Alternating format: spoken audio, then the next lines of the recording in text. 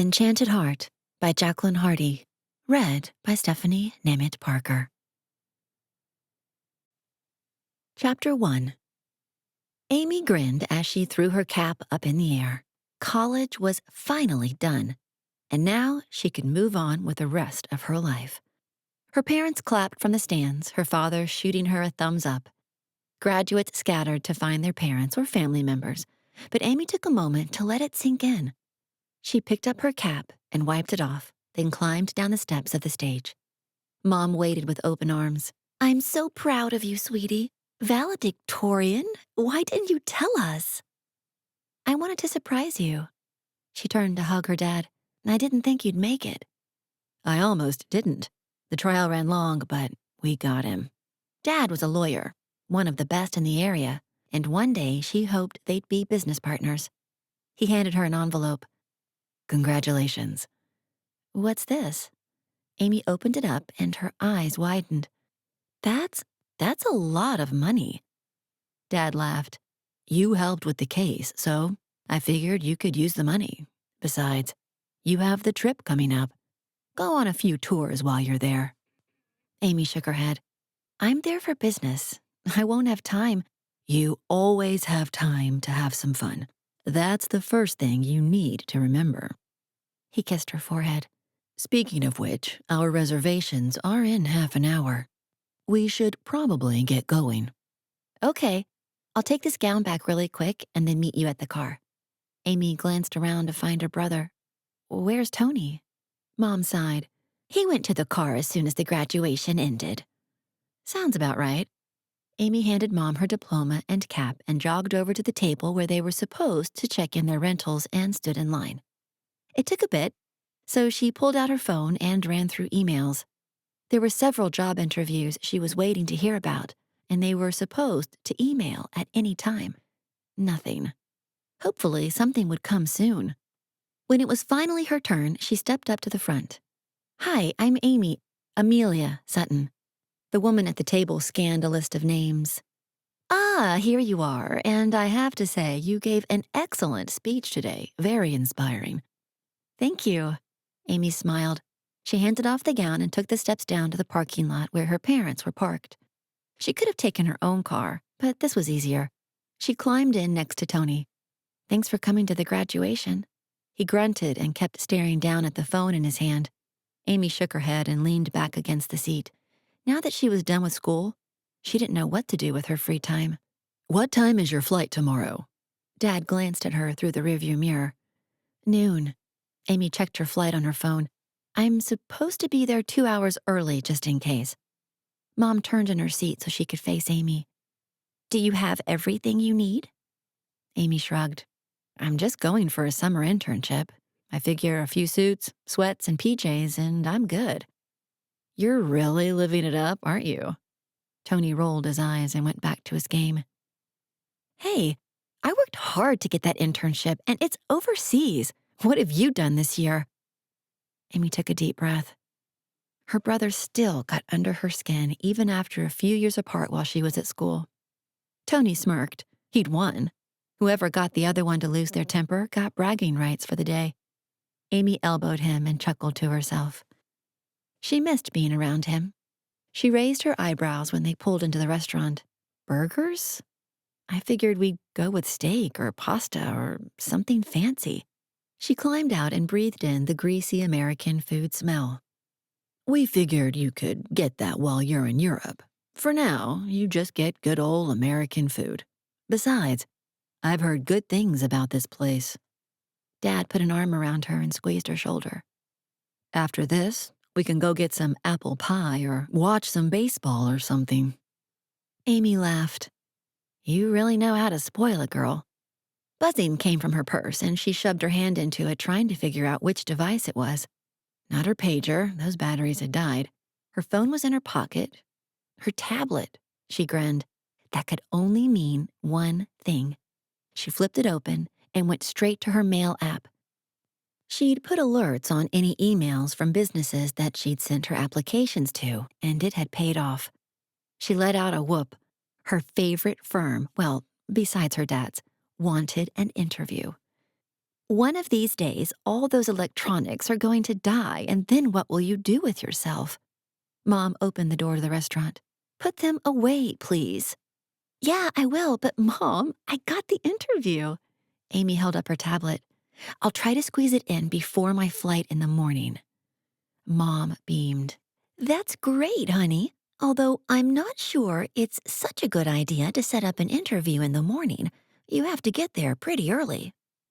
Amy nodded and went to type a response, but Dad took the tablet out of her hands. He slipped it into her purse. That can wait till after lunch. He winked and turned to the host at the front desk. Mark Sutton? The host called out. He waited for Amy's family to stand, then motioned for them to follow him. She sat in the chair offered and picked up her menu. The burgers looked absolutely amazing, and she realized just how hungry she was. The waitress walked up and smiled, her pen poised to write. Looks like you're all here celebrating. Graduation today? Dad nodded proudly. Amy just graduated in law. She's going to be heading off to England tomorrow for an internship, so we wanted to celebrate. Amy rolled her eyes. Dad was great in the courtroom, but in real life, he loved nothing more than to embarrass his kids. I don't think she needed my whole life story, Dad. The waitress laughed. My dad does the same thing. That's awesome you're going to London. I was just there last summer for a Jane Austen immersion thing. You should check out one of those while you're there. Okay. Not a chance. Amy was there to work. Mom put a hand on Amy's and smiled. Honey, that sounds like something you'd love. You should check it out. Amy's parents and the waitress stared at her with smiles on their faces until she finally sighed. I'll look into it. Thank you for the suggestion. After all, Dad had said she needed to do something fun, right? By the time her food finally got there and she bit into her bacon cheeseburger, the idea had faded from her mind. She had more pressing things to worry about, like where she'd find a burger this good in London. Amy dropped her keys on the counter and went to her room to change. It was the last night in this apartment. She hoped by the time she was back from her internship in England, she'd have a permanent job somewhere and she could move into something bigger. She took out her contacts and put on her glasses, her eyes thanking her after all the strain she'd put them through that day. She made sure to pack her contact solution in her bag and went back to the living room to finish packing. Looking around at the empty walls, she couldn't help feeling a little wistful. She'd missed this tiny studio. She'd had it for the last couple of years. She'd gone through new relationships and then terrible breakups, passed classes and failed tests, and decided what she wanted to do for the rest of her life. When she first got to school, her dream had been to teach, then moved to chemical engineering, and then architecture. But after watching all of the news stories for her government class, she decided to follow in her dad's footsteps and go into law. After finishing the last of the boxes, Amy went to the freezer to get some well-deserved ice cream. She sighed when she remembered there was none left. She'd handed off all her extra food to her next-door neighbor earlier that morning. A glance at the clock told her it was only 9 o'clock, plenty of time to make it to the store to feed her craving. The dress and heels would have to go, though. She was ready for sweats and a t-shirt after the long day. Once she was changed, she grabbed her keys and jogged out to her car. The small grocery store down the road didn't have much, but it had her favorite flavor of ice cream. Amy drove the few blocks and climbed out, almost tasting the rocky road. She made a beeline to the freezer aisle and picked up the small carton of ice cream. There wasn't much of a wait at the checkout line, which was good. Amy yawned as she pulled out her coin purse. $4 bills and 82 cents in change, just like every other time she bought it. Excited for your trip? Jake, the cashier, smiled at her as he scanned the carton. Very excited. How'd you do with finals? Amy handed him the money and took the bag. He took the money from her. The chemistry test was killer, but I got it. Amy smiled. I'm sure you passed. See you when I get back. See ya. Nice glasses, by the way. They're cute on you. Yeah, thanks. Amy waved and left the store.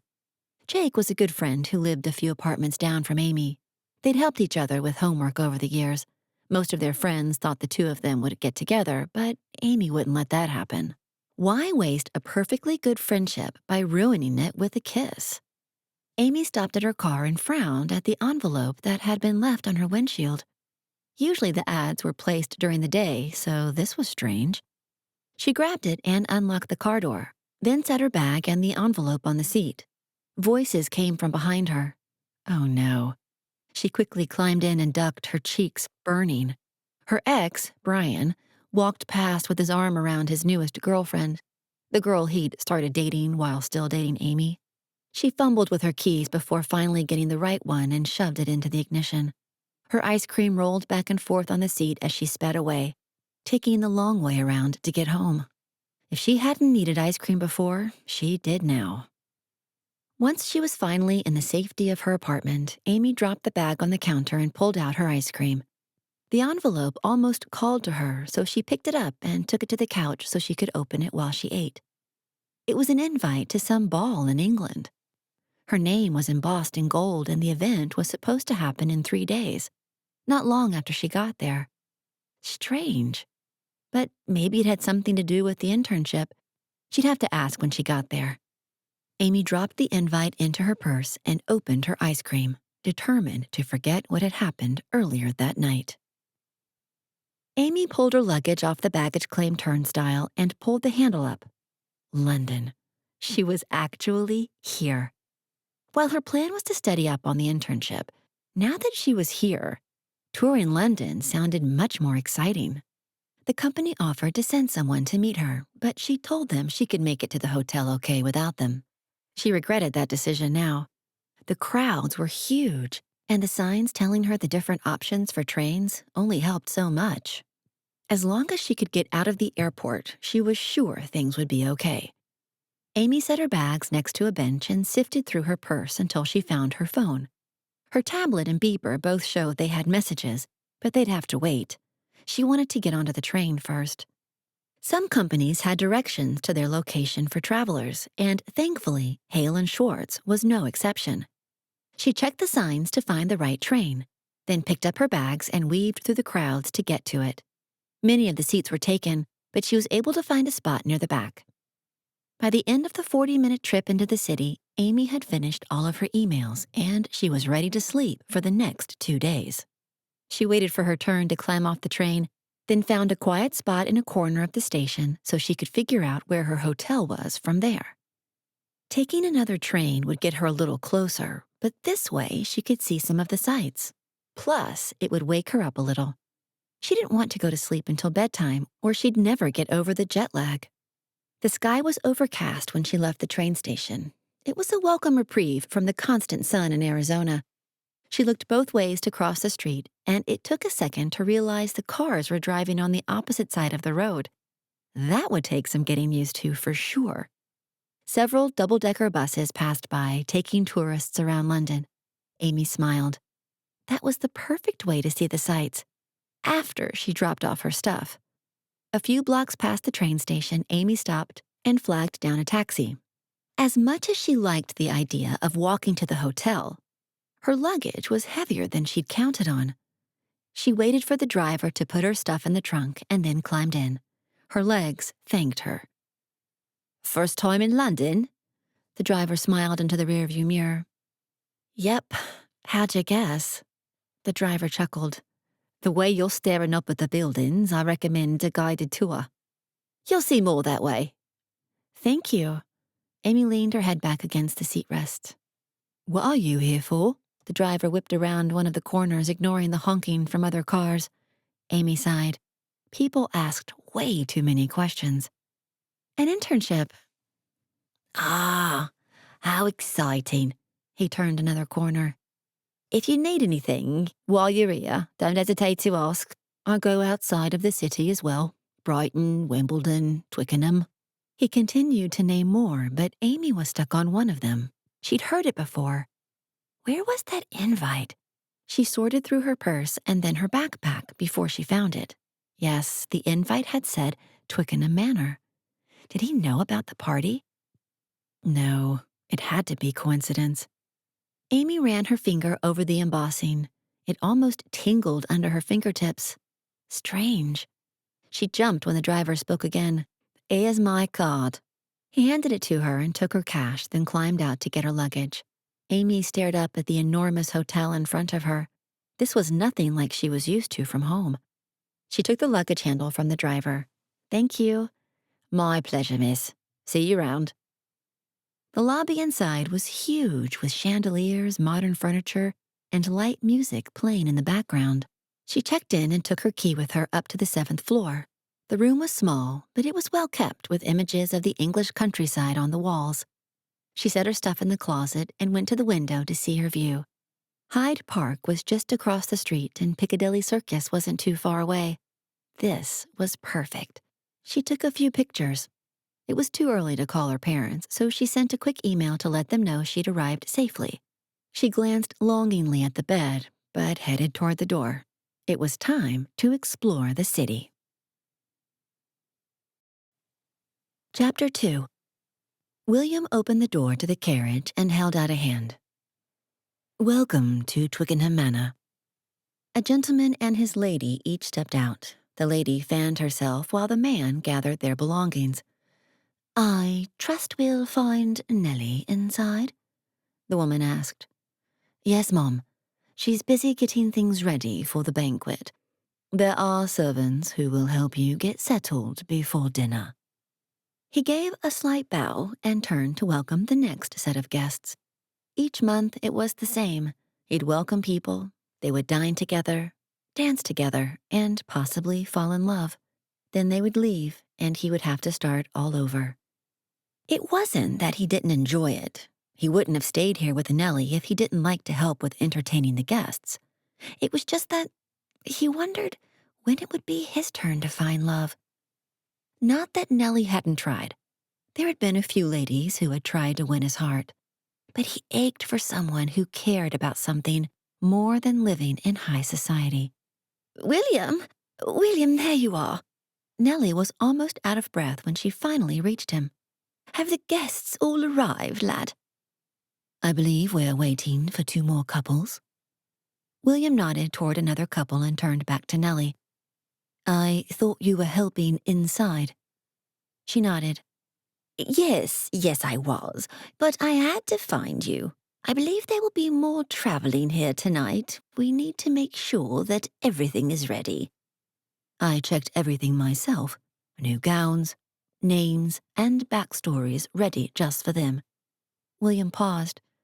"Any idea who might be coming?" "I have an inkling, but it's up to them now." Nellie studied him closer. "Sweet boy. Have you been bothering Edmund again?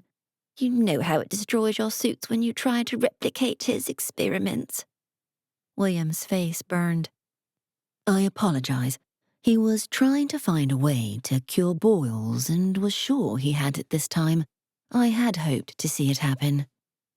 "Well, did it work?" "No, Mum. He will not be sitting any time soon." William chuckled at the memory from that morning. "Oh dear, I do hope you gave him my cure. Just don't tell him where you got it or how it was made." She winked. "Now, I must get back inside. Please, go change into something more presentable. Tonight you will guard the wing." William's eyes widened. That usually wasn't his duty. "Are you—" Nellie patted his cheek. "I'm certain. I have other places to be. Now go." He gave a slight bow and jogged toward the house. It wasn't very becoming for a man of his station, but it didn't matter. He got to watch as everyone came through the paintings. His servant stood in William's room holding a suit. "Here you are, sir. Would you like to freshen up before you change?" "Yes, I believe that is ideal." William waited for a bath to be drawn. He washed quickly, then tried to stand still while he was being dressed. It would have been faster for him to do it himself, but Nellie constantly reminded him that it was their job to help. The moment the last hair was in place, William strode to the door of the suite. He paused, remembering his manners. "Thank you, Desmond. You may retire to the party. I will see you in the morning." "Thank you, sir." Desmond's family stayed in the village, but they would attend the balls. While the servants were busy helping with the entertaining, William usually allowed him to go and be with his family, as long as no one caught him. Music echoed throughout the manor. This time, instead of going down to entertain, William took the steps 2 at a time up to the 3rd floor. A large wall of portraits stood in front of him. He knew each and every one of the people in the portraits. Either he had met them personally, or he'd been told about them from Nellie or one of her other helpers. Sometimes he wished that he could step through one of those portraits. Everything about the future excited him. He wanted to see everything they saw. He took his place on a bench and waited for the magic to happen. "Ah, here you are. It should be starting at any moment. I double-checked that they had what they needed. You did well." "Thank you." William nodded toward the picture. "Do you know anything about her?" Nellie smiled. "She's a special one. I sensed her from across the ocean and sent an invite to her myself."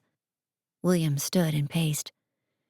Time has never gone so slowly. "Go. Dinner is being served. Once you are finished eating, you can come back up here. It will be about time by then." William normally would have argued, but she was right. Sitting here would drive him mad. He needed to keep himself busy. "Send for me the moment it begins." "Of course." William glanced at the portrait once more before following the music down to the banquet hall. People talked and laughed while they waited to be served. William hesitated at the door. He could go inside and talk, or he could sneak into the kitchens and eat where no one would bother him. The kitchen sounded perfect. William ducked around the corner and took the next hallway and went through the servants' entrance.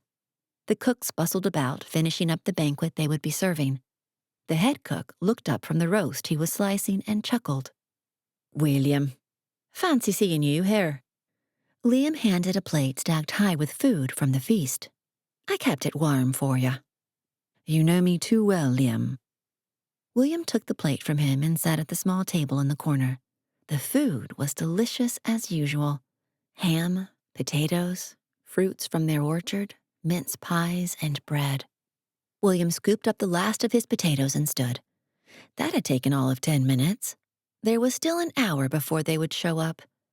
William stood and grabbed another piece of bread off a tray, then took the back stairs to the 3rd floor. One of the portraits was now glowing. He met his aunt's eyes. It was time. Chapter 3.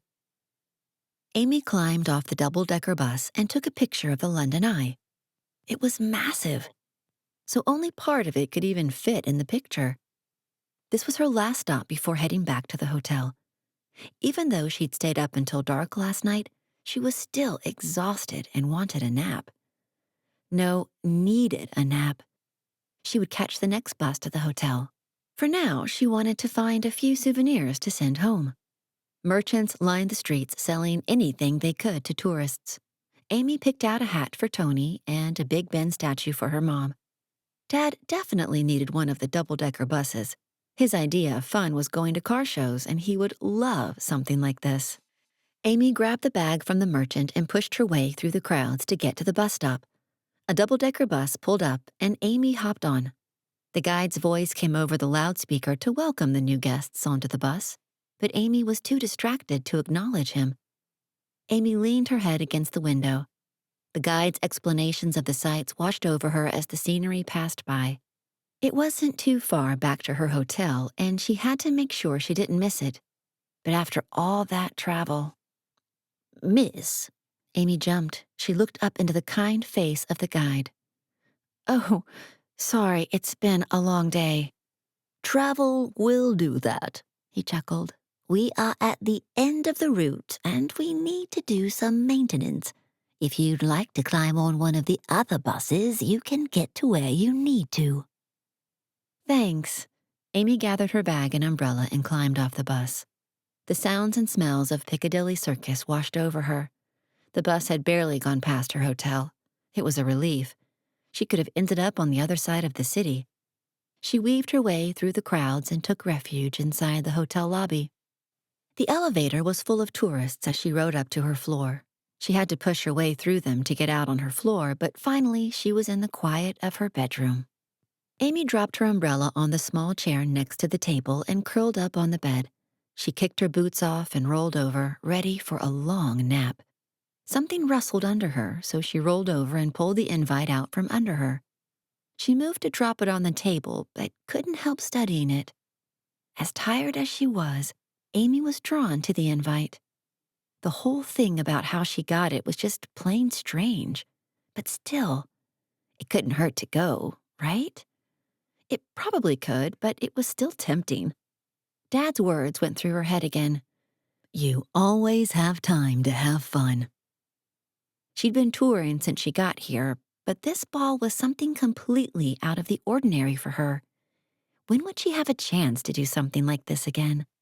Probably never. Before she could think about it again, she stood and went through her bags to find a dress.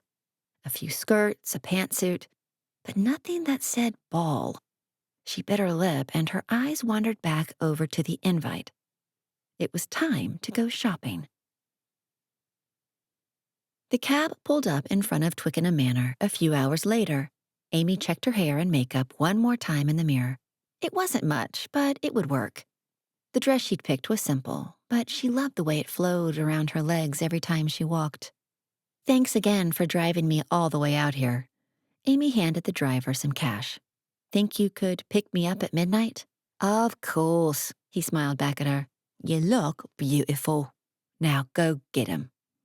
Amy laughed. There will be no getting while I'm here, but thank you. Amy picked up her purse and climbed out of the cab, thanking him one more time. She stared up at the manor. It was massive, and it seemed to have thousands of stories to tell about its past. The architecture was Gothic, and it appeared to have been remodeled somewhat recently. Amy followed the other guests toward the door and showed her invite to the man standing there. He glanced at her and gave her a half smile before nodding and gesturing for her to go inside. Strange. She glanced around and noticed that only some of the people here had the same invite that she had. Even with the fancier dress, Amy still felt completely out of place. People stood in groups, talking and judging others. None of the women seemed to want to talk to her, and the men had disappeared somewhere. Maybe they were doing something more exciting than gossiping. Amy fought a yawn and went to the dessert table to find something to eat. Cookies, muffins, and other delicacies she couldn't name lined the table. She took a small plate and set 2 cookies on it, readjusting her purse so she could grab a muffin, then slipped out of the room to find where the other guests had gone. Laughter came from a room down the hall. Amy popped one of the cookies in her mouth and checked to make sure no one was watching, then headed down the hall toward them. Maybe they were playing cards or something. They did things like that at Regency balls, right? She peeked her head around the corner to find the room filled with cigar smoke.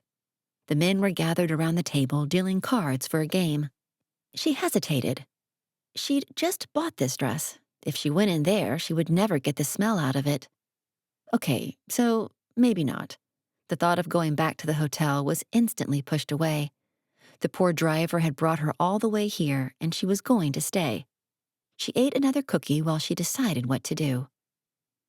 Ah, there you are, Amy. I'd thought I lost you. A woman's voice was right behind her. Amy turned, surprised. How do you know my name? I run the event, so I know who everyone is. The woman gestured to the clipboard in her hand. I'm Nellie, by the way. The party is not to your liking? It's not that. It's more that I don't know where I'm supposed to be or what I'm supposed to be doing. Ah, not fitting in. Well, maybe you would like a tour instead. This manor is rich with history. Amy perked up. Actually, I'd love that. Architecture was one of the many majors I had before I went into law, and Gothic is one of my favorites. Well, it's good you're here then. Nellie beamed. You're welcome to look around. We have employees on each floor in case you have questions. Just be careful of the 4th floor. What's up there?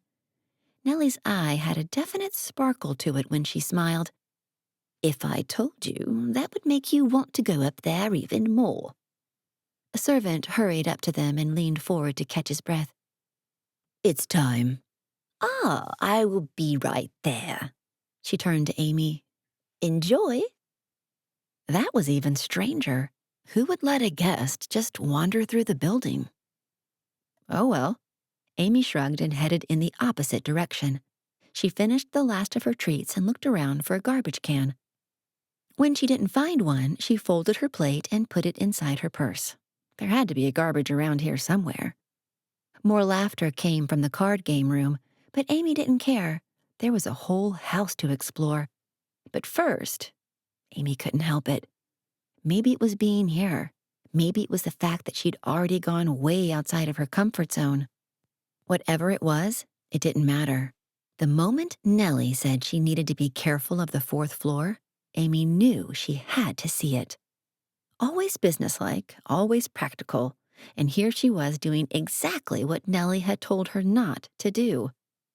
Amy picked up her skirts so she could take the steps easier. Her legs burned by the time she got to the top floor, and her breaths came in gasps. She leaned against the banister for a moment, then straightened her skirts. This floor was different than the others. There was a different feel to it. She shivered. It wasn't fear. It was something she couldn't put her finger on. The decor had rich reds and golds with tapestries lining the walls, except for one room. Amy stopped. This was where the feeling was the strongest. A rope kept people from entering, which was strange. The wall was covered in portraits that were almost lifelike. Why not display these down in the main hall? She carefully unhooked the rope and moved inside, checking to make sure that no one was around. Nellie trusted her way more than she should have. Amy put the rope back and moved closer to the portraits. Some were groups of people, while other portraits held just one person. People from all different eras seemed to be present here. Amy's breath caught. One of the portraits looked just like her. In fact, Amy glanced down at her dress and then back up. The person in the portrait wore the same dress. She took a step back to run away, but it was too late. A brilliant light flashed suddenly, and Amy had to cover her eyes with her arm. It felt as though she was being sucked through a tiny hole. Pain shot through her body as she was whipped around, her skirts billowing around her. And then it stopped. She brushed her hair away from her face and smoothed down her skirts. The room looked the same as it had before, but there were fewer portraits on the wall. She turned to run and came face to face with brilliant green eyes. A man stood there with a welcome smile. He was dressed in Victorian-style clothes. "Welcome. Nellie will be here shortly. My name is William, one of the caretakers here." He took her hand and kissed it, sending a shockwave through her. I didn't see you here before. I'm sorry, I trespassed. I just had to see what Nellie wanted me. Never mind." Amy cleared her throat. "I'm Amy, by the way." William bowed slightly. "It's a pleasure to meet you, Amy. Is that short for something? Amelia, perhaps?" How did you know that?" No one called Amy by her full name. Ever. Not that there was anything wrong with it. She'd been named after her grandma. But she was Amy. He smiled. "It is my duty to know details about our guests. Come, Nellie is late, and we must get you down to the dinner." Amy nodded and followed behind him. As they walked, she noticed small changes in the rooms and hallways around them. The wallpaper was different, as were the rugs. Strange. Maybe they were going down a different hallway. Or she could be in alternate reality or something. She smiled to herself. She'd watched one too many sci-fi shows, apparently. William stopped in front of a room and turned to her. "It appears as though she's finishing up with some other guests. We will wait here for a moment." "She takes each guest up here?" Amy raised her eyebrows. "How long do these parties usually last?" "Everything will be clear once you have spoken to Nellie." William studied her. She seemed so familiar to him, but he knew that was impossible. Wait, Aunt Nellie? Amy tipped her head to the side. You two are related? William cleared his throat. Many have called Nellie their aunt over the years, but only one can say that it is actual truth. My mother was her sister, and I have lived here since I was a boy. Amy's heart broke for him. I'm so sorry. Thank you. The door opened and 3 women came out. 2 were in tears, and Nellie stood between them looking rather frazzled. Ah, Amelia, you are here. I was worried we might miss you. Come in, come in. Amy glanced over at William in alarm. She'd just talked to Nellie about 20 minutes before, except she looked much younger now. What was going on? William was already walking down the hallway trying to comfort the 2 ladies. It looked like William had his work cut out for him. Nellie took Amy's arm and gently tugged her into the room. She patted a chair for Amy to sit in, then walked around and sat across from her. How was the trip? Was it too painful? Oh, no. The flight was pretty good. We had a good... No, dear, not that. The trip here. Nellie dumped a few spoonfuls of something into a mug and poured boiling water into it. Too painful? Amy frowned. Nellie obviously didn't mean the cab ride either. Then realization hit. You mean when I looked into the portrait? There was pain, then. Nellie nudged the teacup. I suggest you drink up before we continue. I'm not thirsty. What happened back there? In truth, Amy was dying for something to drink after all those cookies, but something strange was going on. Nonsense. Here you go. This will help calm your nerves. Nellie handed Amy the teacup. Amy stared down at it. The tea looked normal enough, a few herbs floating around. It had a strong aroma that made Amy slightly lightheaded. She might as well try it. After all, she was very thirsty. At first, she sipped it, but the taste was sweet and spicy and just exactly what she needed. Moments later, she set the cup on the plate and leaned back in her chair. So, did I travel to another dimension? Amy couldn't help giggling. Something about the drink had made her tired, and everything seemed funny at this point. Not another dimension, another time. Nellie folded her hands on the desk in front of her.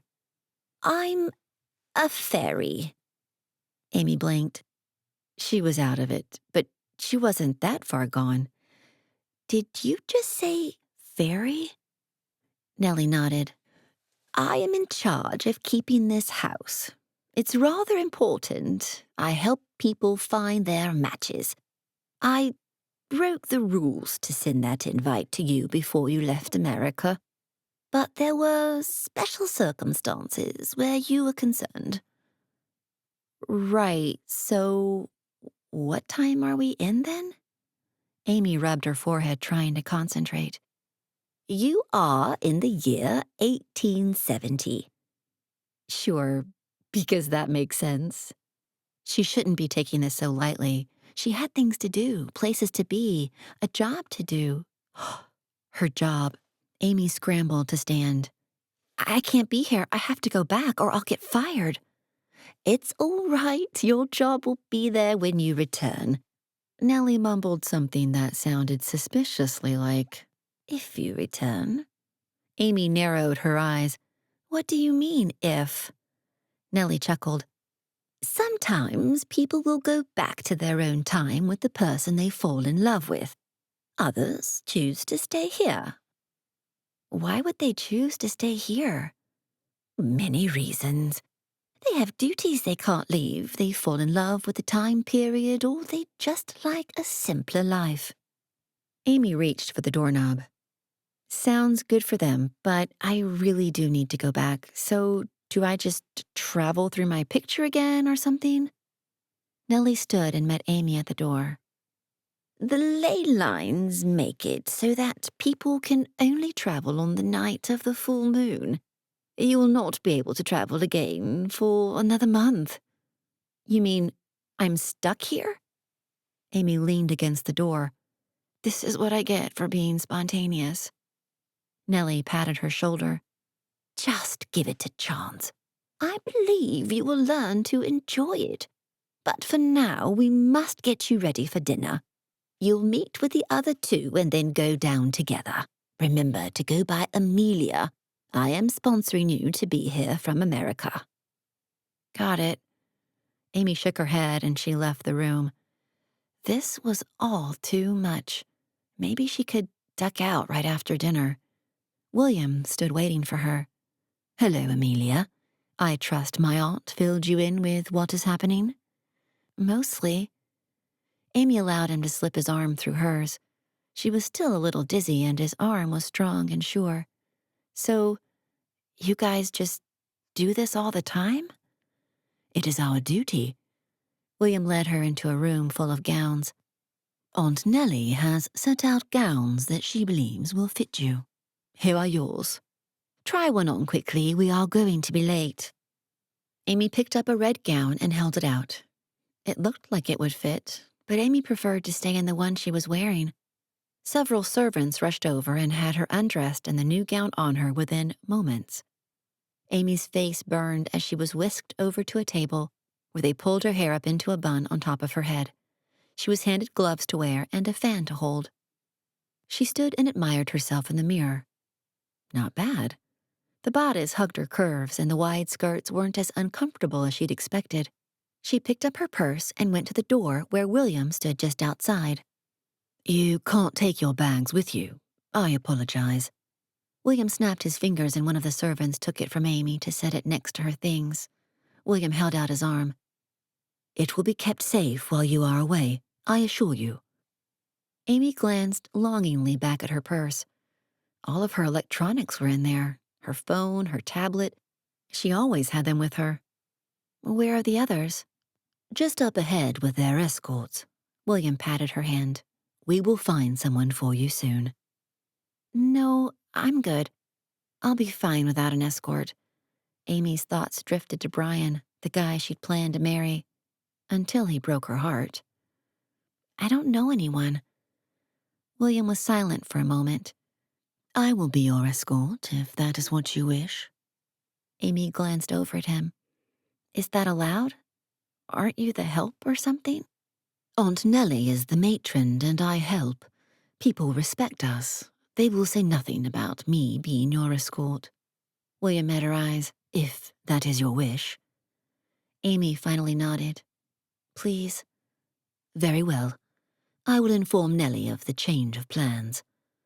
William guided Amy into the dining room where he helped her into a chair before sitting next to her. Curious guests stared at them, whispering amongst themselves. While it was nice to be noticed here, Amy didn't want them all watching while she tried to remember which fork was which. The first course was served, and it reminded Amy of how hungry she actually was. She'd only had cookies since lunch, and the soup was cooked to perfection. That was followed by roast lamb, potatoes, and bread. By the time they reached the final course, Amy could barely move. People began to stand and disperse in separate directions. Amy looked over at William in alarm. He stood and helped her up, leaning in closely. "Follow the women to the ballroom. We'll meet you there shortly." Amy watched him leave before turning to find two women standing there also looking confused. She held out a hand. "Hey, I'm Amy." "Eloise, this is Tanya. You just got here too?" Eloise was shorter than Amy, with black hair and dark brown eyes. "Yep. I guess we should go into the ballroom now?" Amy nodded toward the room where all the other women stood talking. Tanya nodded. "Did they tell you we're here for a month?" "Yeah," Amy sighed. "I'm supposed to have an internship. I guess I'll be fired from that one." Eloise held out her gloved hand. "I was supposed to get married tomorrow. What will my dear Thomas think?" "We'll figure this out." Amy looped her arms through theirs and they walked into the ballroom together. All eyes were on them as soon as they walked in the door. Whispers broke out among the group before two of the women approached. "Are you Americans?" The woman smiled at them, a dimple showing in her cheek. "Yes, we just arrived." Amy almost put her hand out for them to shake, but stopped. She was pretty sure handshaking wasn't a thing. The woman curtsied. "It's a pleasure to meet you. I've been coming to these balls since I was a child. My name is Esther." "Amelia. This is Eloise and Tanya."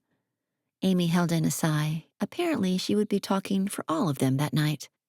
"Will the dancing be starting soon?" "The men have to finish their cigars first." Another smile. "Ah, I see the Duchess over there. I will talk to you again tomorrow while we play croquet." Amy raised her eyebrows as Esther and her friends walked away. Croquet? She hadn't played croquet since she was 5 and had no idea if she'd even followed the rules correctly. She turned to the others. "So, do you two feel as lost as I do?" "Pretty much," Tanya brightened. "The men just got here." She wasn't the only one who was excited. All the other women went to find their escorts. Amy held back, searching for William.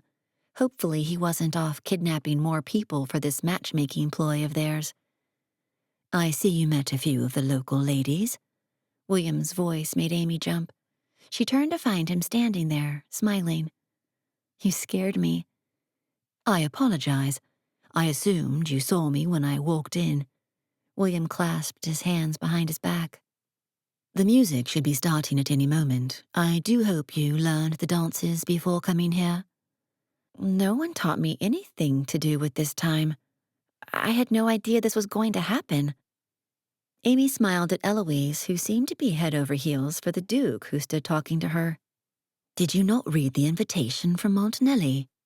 I was sure that she explained everything in the letter. You were to attend a 2-week course before coming." Amy shook her head. "I just barely got to London yesterday. I had no time for a course." "Oh, dear. It seems that we might need to have some extra tutoring tonight." William gestured toward the seats that lined the ballroom. "For now, we can sit and watch the others so you see what everyone else is doing." "Sounds good to me." Amy did her best to sit like the other ladies, but she couldn't quite sit down without flopping at the last second.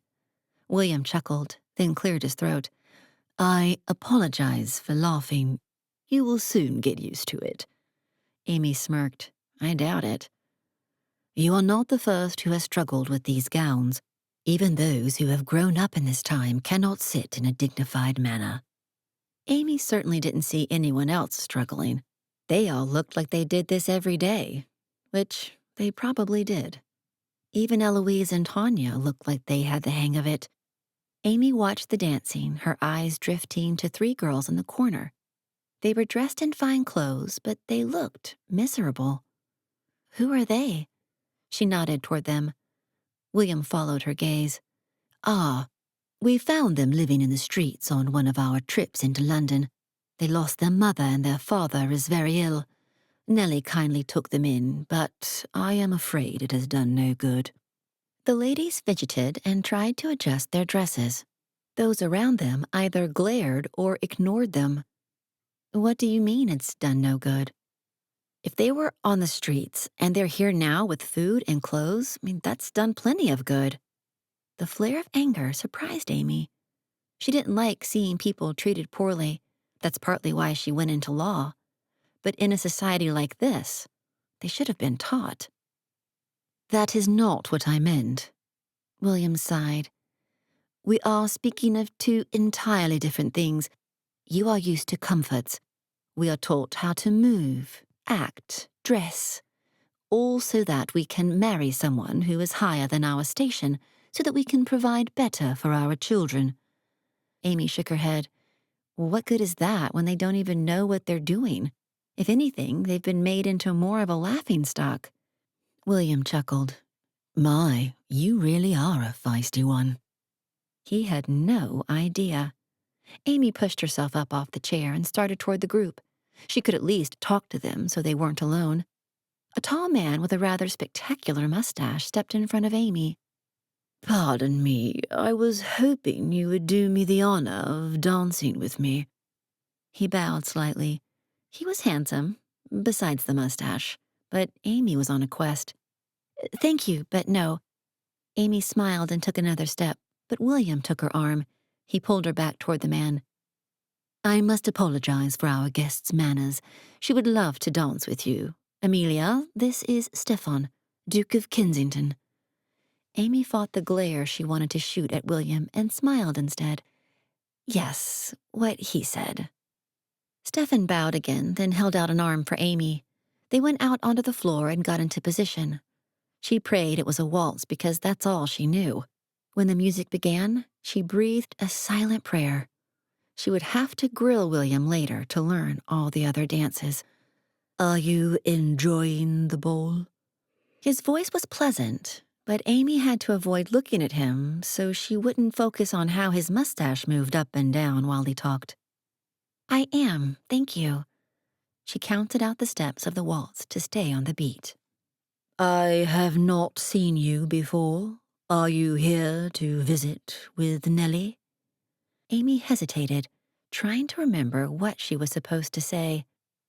I came here from America to visit with her. It has been quite pleasant so far. Except for the dress, and the way her hair felt like it was weighing down her head, and the fact that she was dancing in rather uncomfortable shoes. Amy pushed those thoughts away and tried to find the girls she'd wanted to talk to, but they were gone. Strange. The song finally ended, and Amy was ready to escape to her seat again. William had other plans in mind. Each time she tried to sit, he had another suitor there for her to dance with. He danced a few times as well, but they never talked for the rest of the night. Chapter 4. William straightened his vest and glanced in the mirror. He had to be sharp for the week's festivities, and that started with his clothing. A tip of his hat, and he was ready to go. The manor was already filled with laughter and people conversing as William left his chambers and went to find the group of ladies he was supposed to be entertaining. They would meet their other escorts today, but for now, it was his job to make sure they had everything they needed. Eloise and Tanya stood just outside their door, fussing with their gowns.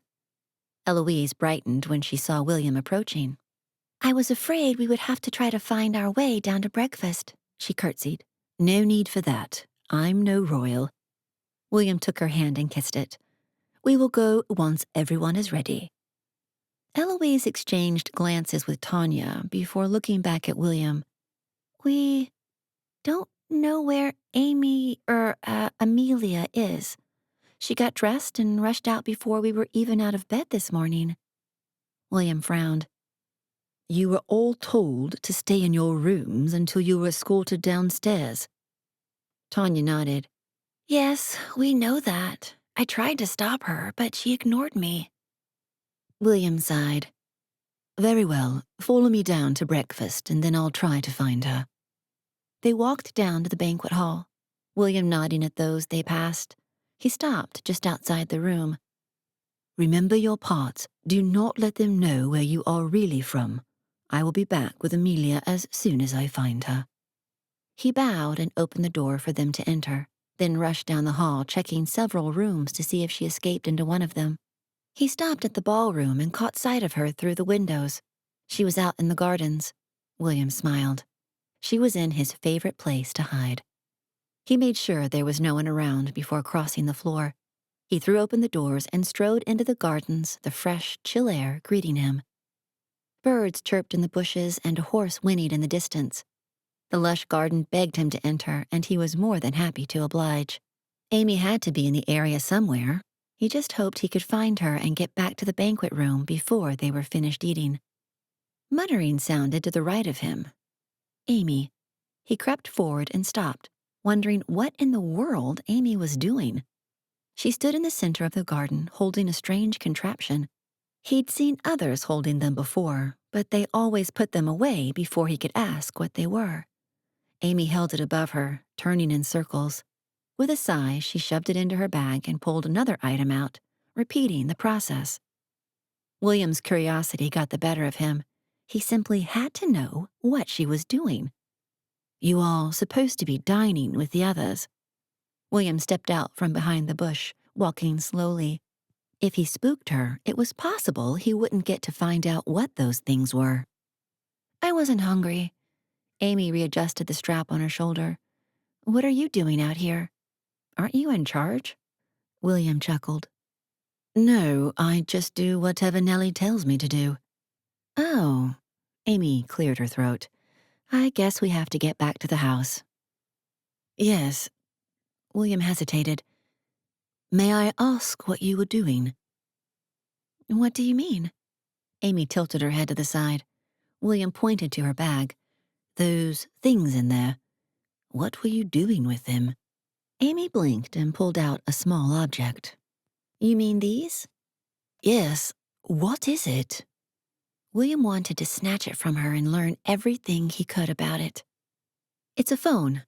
You can call people with it, schedule appointments, play games, you name it. Amy handed it to him. Only problem is that they apparently don't exist yet, and I can't get any signal. William stared down at the phone in awe. He pushed the small button at the bottom and gasped. A portrait of a fluffy white cat appeared along with numbers, the time, and the words, press to open, at the bottom. He pushed it and more buttons appeared. What was this sorcery? Here, you have to put in the key code. Amy typed in a number and then handed it back. It's where I keep everything I need from my personal life. He tapped on one of the squares and the picture changed. William jumped and dropped the phone, but Amy grabbed it just before it hit the ground. William stared at it, his feelings warring between wanting to hold it again and running away. What is a phone? Amy frowned. I forget it hasn't been invented yet. You call people with it. You can talk to people all over the world with a touch of a button. William's jaw dropped. You must tell me how it works. Unfortunately, I can't. You don't have the right signal here. Amy shoved her phone in her bag. I'm supposed to start my internship today, but instead I'm stuck back in time where I can't even check my email. Oh, you have nothing to worry about there. If you do decide to go back, you will appear at the same moment you left. Amy raised her eyebrows. That's what your aunt said too, but I don't get it. How is that even possible? William smiled. Magic. Now, as much as I would like to know more about that phone, we must get back. I'm to set up escorts in teams for the croquet game today. I do hope you know how to play. I play well enough. Amy took William's arm as he led her back to the house. He loved the way her arm felt so right on his. It was something he hadn't felt with any of the others who had come to this time. If only he could convince her that things would work out. Nellie stood outside the banquet room, tapping her foot. Amelia, please join the others so that the teams can be split. I must speak with my nephew. Nellie smiled, but it didn't reach her eyes. William was in trouble. He forced a smile. How is your morning, Aunt Nellie? We have everything set to work just right. We can't afford for you to go and lose yourself in the gardens. She leaned forward. I would be careful with her. She seems to push back at the magic more than the others. William nodded. I have noticed. I like that about her. Nellie's eyes flashed with something more than her normal mischief. I thought you might appreciate someone with little more fire than you normally see. Very much so. He indicated the parchment in her hand. Are those the teams? Yes, go and we will talk more later. Nellie handed him the parchment and then disappeared down the hallway. William sighed and entered the banquet room. More people had arrived, and they split off as William named them. He paused at the bottom when he noticed that Amy's name was in his group. They would team up with Eloise and her escort, Thomas. William rolled up his parchment and sat next to Amy. It seems we will be spending more time together. He took a slice of bread from the tray and slathered it with strawberry preserves. I don't suppose you had anything to do with it? Amy took a bite of her bread and closed her eyes. This is much better than the cheap bread I'm used to from the... Her eyes flew open. From my mother. William would have loved to have known what she was going to say, but that would have to wait until they were with fewer people. Once breakfast was over, the party moved out to the grounds where croquet had been set up. Each person picked their favorite equipment. Amy stayed back watching everyone. William picked up a mallet and a yellow ball and took them back. "Here, Amelia. I thought you would like the yellow. I can find a different color if you insist." He handed them to her. "This is fine." Amy stared at the ball in her hand. "You do this often?" William took her arm and walked to where the game would begin. "This is part of the ball festivities that we do each month. I do hope you enjoy games, because we will be playing several." He set his ball on the grass, then helped Amy put hers where it was supposed to go. Amelia stepped up to the ball, carefully aimed, and then let it fly. It went through the first hoop, and Amy let out a squeal. Those who were close looked at her in alarm. Amy cleared her throat. "I apologize. That was very unbecoming." William laughed. "You did well." He took his turn next, and his ball clicked against hers. They continued through the course, taking turns with the others in the group. Eloise and Thomas were much quieter than William or Amy, and he was glad he'd been paired with someone who wasn't afraid to talk. Maybe he could finally ask the questions he had about the future. It was one of the big reasons he helped his aunt in the first place. The reason he spent so much time in the lab. He was curious. He had to know how things worked. "William?" Amy's voice broke through his thoughts. "It's your turn." "So it is." William took his turn and waited for the others. Perhaps if they finished the game early, he could take Amy to see other parts of the grounds. Maybe even take her into London if time permitted. He wanted to know how much had changed between now and her time. William dropped into the chair in his room and wiped his brow. By the time their game was over, the sun was hot overhead. His room wasn't cool by any means, but it was better than outside. He only had a few minutes to rest before it was time for lunch. He had met his share of feisty women over the years of bringing people to their time, but no one was quite like Amy. To say she was competitive was an understatement. He'd had to remind her a few times that shouting in triumph was unbecoming of a woman in this time. A knock came at his door. Strange. No one ever came to his room except Aunt Nellie, and she had her own rhythm she used. It was annoying, really. He pushed himself up off the bed and straightened his vest. A quick glance at his room told him it wasn't a great idea to invite anyone in. Clothes were strewn everywhere from that morning. William opened the door to find Amy standing there wringing her hands. His heart leapt in his chest. If she had any idea how bad it was for her to show up at his door. "Amelia, you shouldn't be here." "What? Why?" She raised her eyebrows and then gasped. "Oh, man, I'm sorry. This is bad. Which is actually why I'm here." William slid out of his room and shut the door quickly so she wouldn't see inside. "Is something the matter?" Laughter sounded from down the hallway, and Amy bit her lip. "Can we go somewhere else?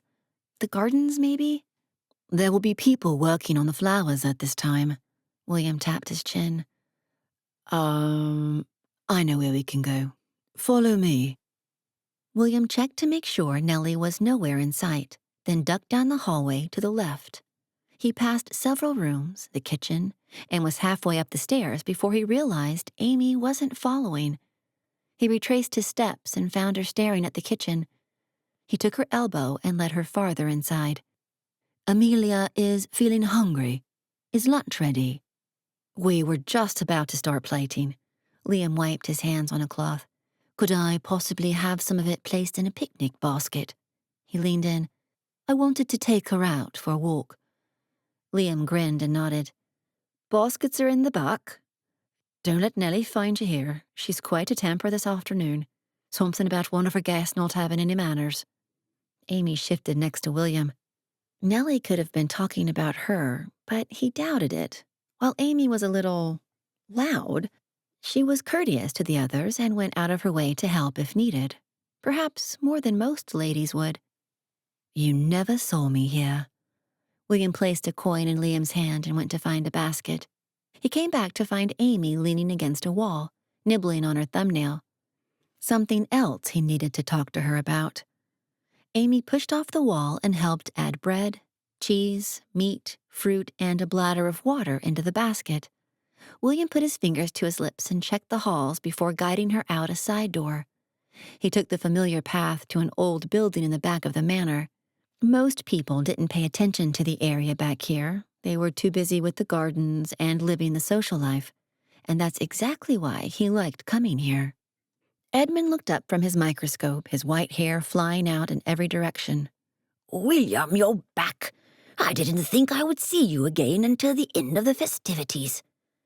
Amelia needed a break from everything, so I thought I would come here since we can't be left alone. William set the basket down on the table. Amelia, this is my dear friend Edmund. He's a scientist. Amy smiled and whispered something under her breath about the future. What are you working on, Edmund? William exchanged glances with Edmund. He wants to find a cure, but we're not finding the right solution. Ah. Amy circled the table to stand next to Edmund. Mind if I look? Edmund's eyebrows shot up. You are a scientist as well? William put a hand on Edmund's shoulder. You should see the gadget she has, Edmund. If anyone can figure out what we're missing, it will be her. Amy raised an eyebrow. Those gadgets I have weren't created by me. I do know a little about science, though. I was going into chemical engineering to become a teacher before I wised up and went into law from my dad instead. William had no idea what half of those words meant, but she obviously did. We have tried many different types of herbs and concoctions, but they only seem to anger the boils. The last batch made things worse. Oh, that reminds me. He pulled a small vial out of his pocket. Nellie wanted you to use this. She said it will work wonders. Edmund took it from him. You mean she already knows the cure? No, this is just to help until you find it. William turned back to Amy to change the subject. What do you think? I think your chemicals aren't bonding correctly. Amy stepped back and picked up several bottles. She frowned. You don't have any type of antibiotics, do you? William cleared his throat. Too early for that. Amy froze. Oh, right. What about tea tree oil? Do you have that? No. William was dying to ask her what it was, but Edmund knew nothing about the time travel that was going on in the manor. He loved science too much to leave it alone. Who knew what he would do to the present or the future if he got a hold of it? We will have to look at it again later. For now, we should eat. We must get back to the party. Amy nodded and cleaned off the table while William unloaded the basket. He broke the bread into pieces while Amy split the cheeses. When they were down to the last of the bread, William wrapped it up and put it in the basket, then handed it to Edmund. Here you go. You can keep the rest for tonight. Just make sure to take the basket to the kitchen. William turned to Amy. We must get back to find your next gown. We have another ball tonight. Another one? She sighed and leaned against the counter. Do you ever just chill at home? William blinked. I don't know what you mean by chill. Ice is hard to come by and the winter is months away, but... Amy laughed. That isn't what I meant. Come on, I'll explain on the way. Edmund was too busy studying the ointment to pay attention to William and Amy as they left. William took Amy the long way around to the front of the house. There are many things I would like to ask you, but those can wait. What did you want to talk to me about? Amy stopped walking. I need your help. If I'm ever going to fit in here, I need the training that I apparently missed out on before coming back to this time. I've already embarrassed myself, almost caused some major crisis by talking to you at your room, and blew a few secrets talking to Edmund. Please? I thought I was helping you. He chuckled until he saw the frustration on her face. I will do my best. If I teach you how to have proper etiquette, will you tell me more about where you come from? Amy studied his face. Won't that cause problems? Only if I acted on it. He held his hands up. Which I promise I won't. Fine. But if dragons suddenly appear or if robots take over the world in my time, I'm blaming you. William blinked. Robot? Never mind. Okay, it's a deal. But can we do mine first? I'm about to go to another ball, and I have no idea what I'm doing. He held his arm out for her to take. As long as you do everything like you did last night, you will be fine. William could tell by the look on her face that she believed that just about as much as he did. They had a lot to do.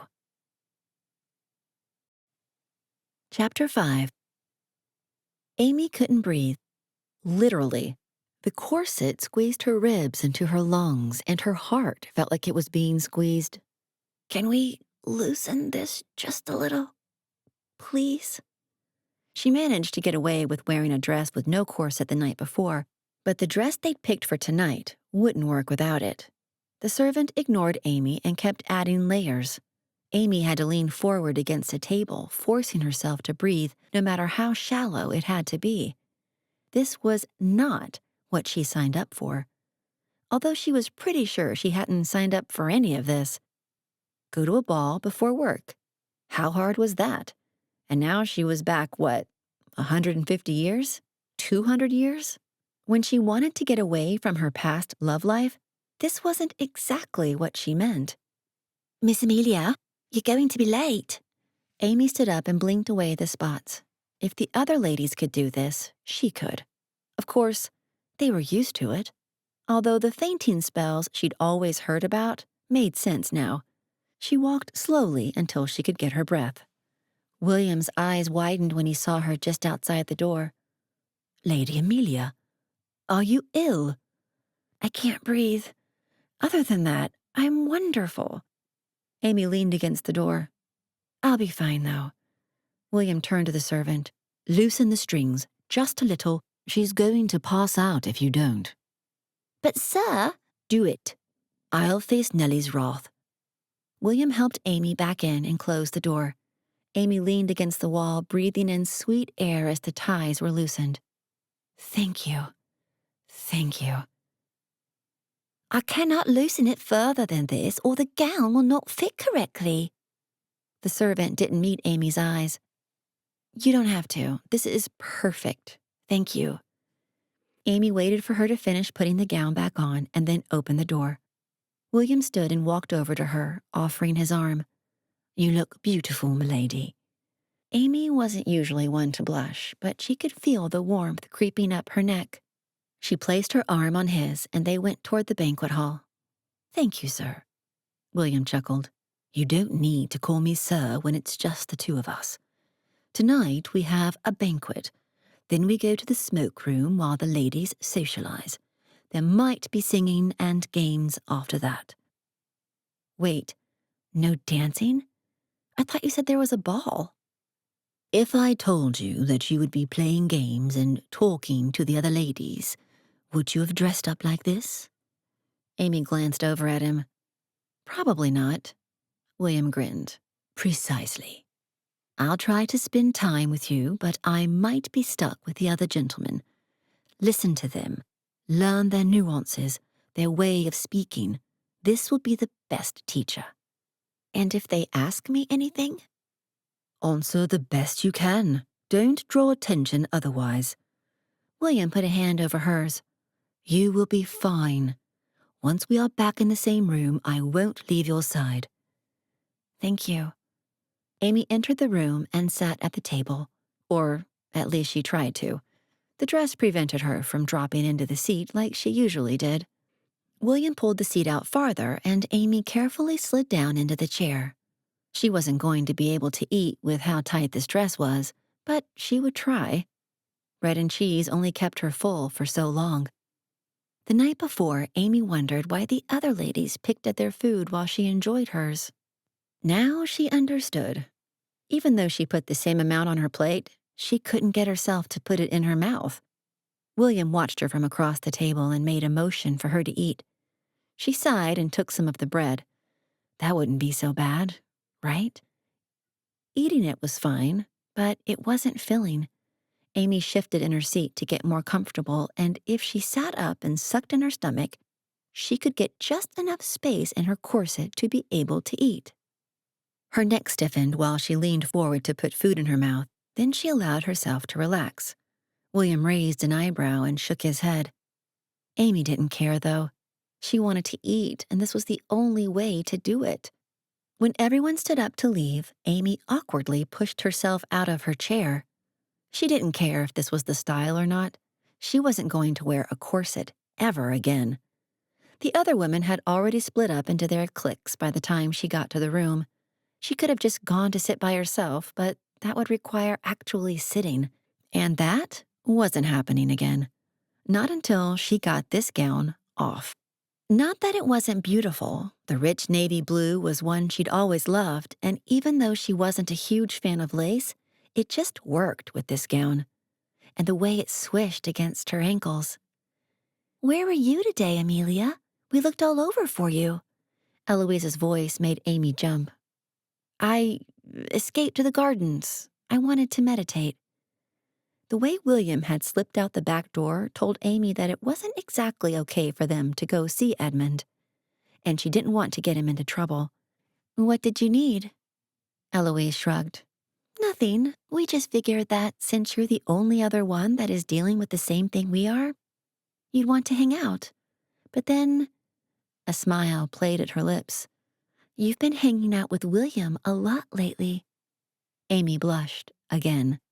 Maybe it was the dress. "We're just friends. He's helped me a lot." "We've noticed," Tanya giggled. "So, how are you two liking it here?"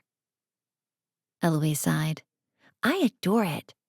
I've loved Jane Austen since I was a teenager, so coming back here is amazing. I'm just waiting for Mr. Darcy to walk through that door." Good luck with that. Amy doubted anyone could reach that perfection. "What about you, Tanya?" "Been fun.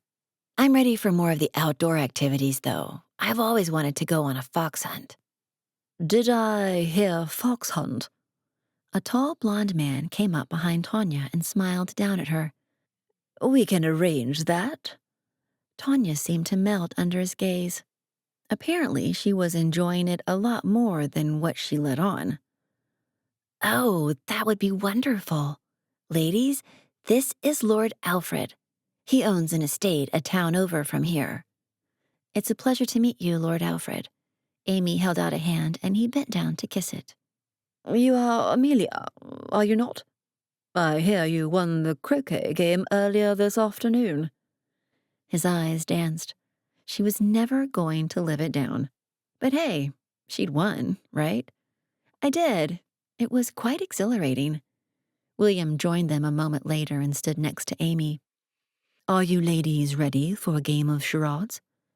Amy perked up. "Charades? I adore that game." "We will all go into the drawing room to play." William held out his arm.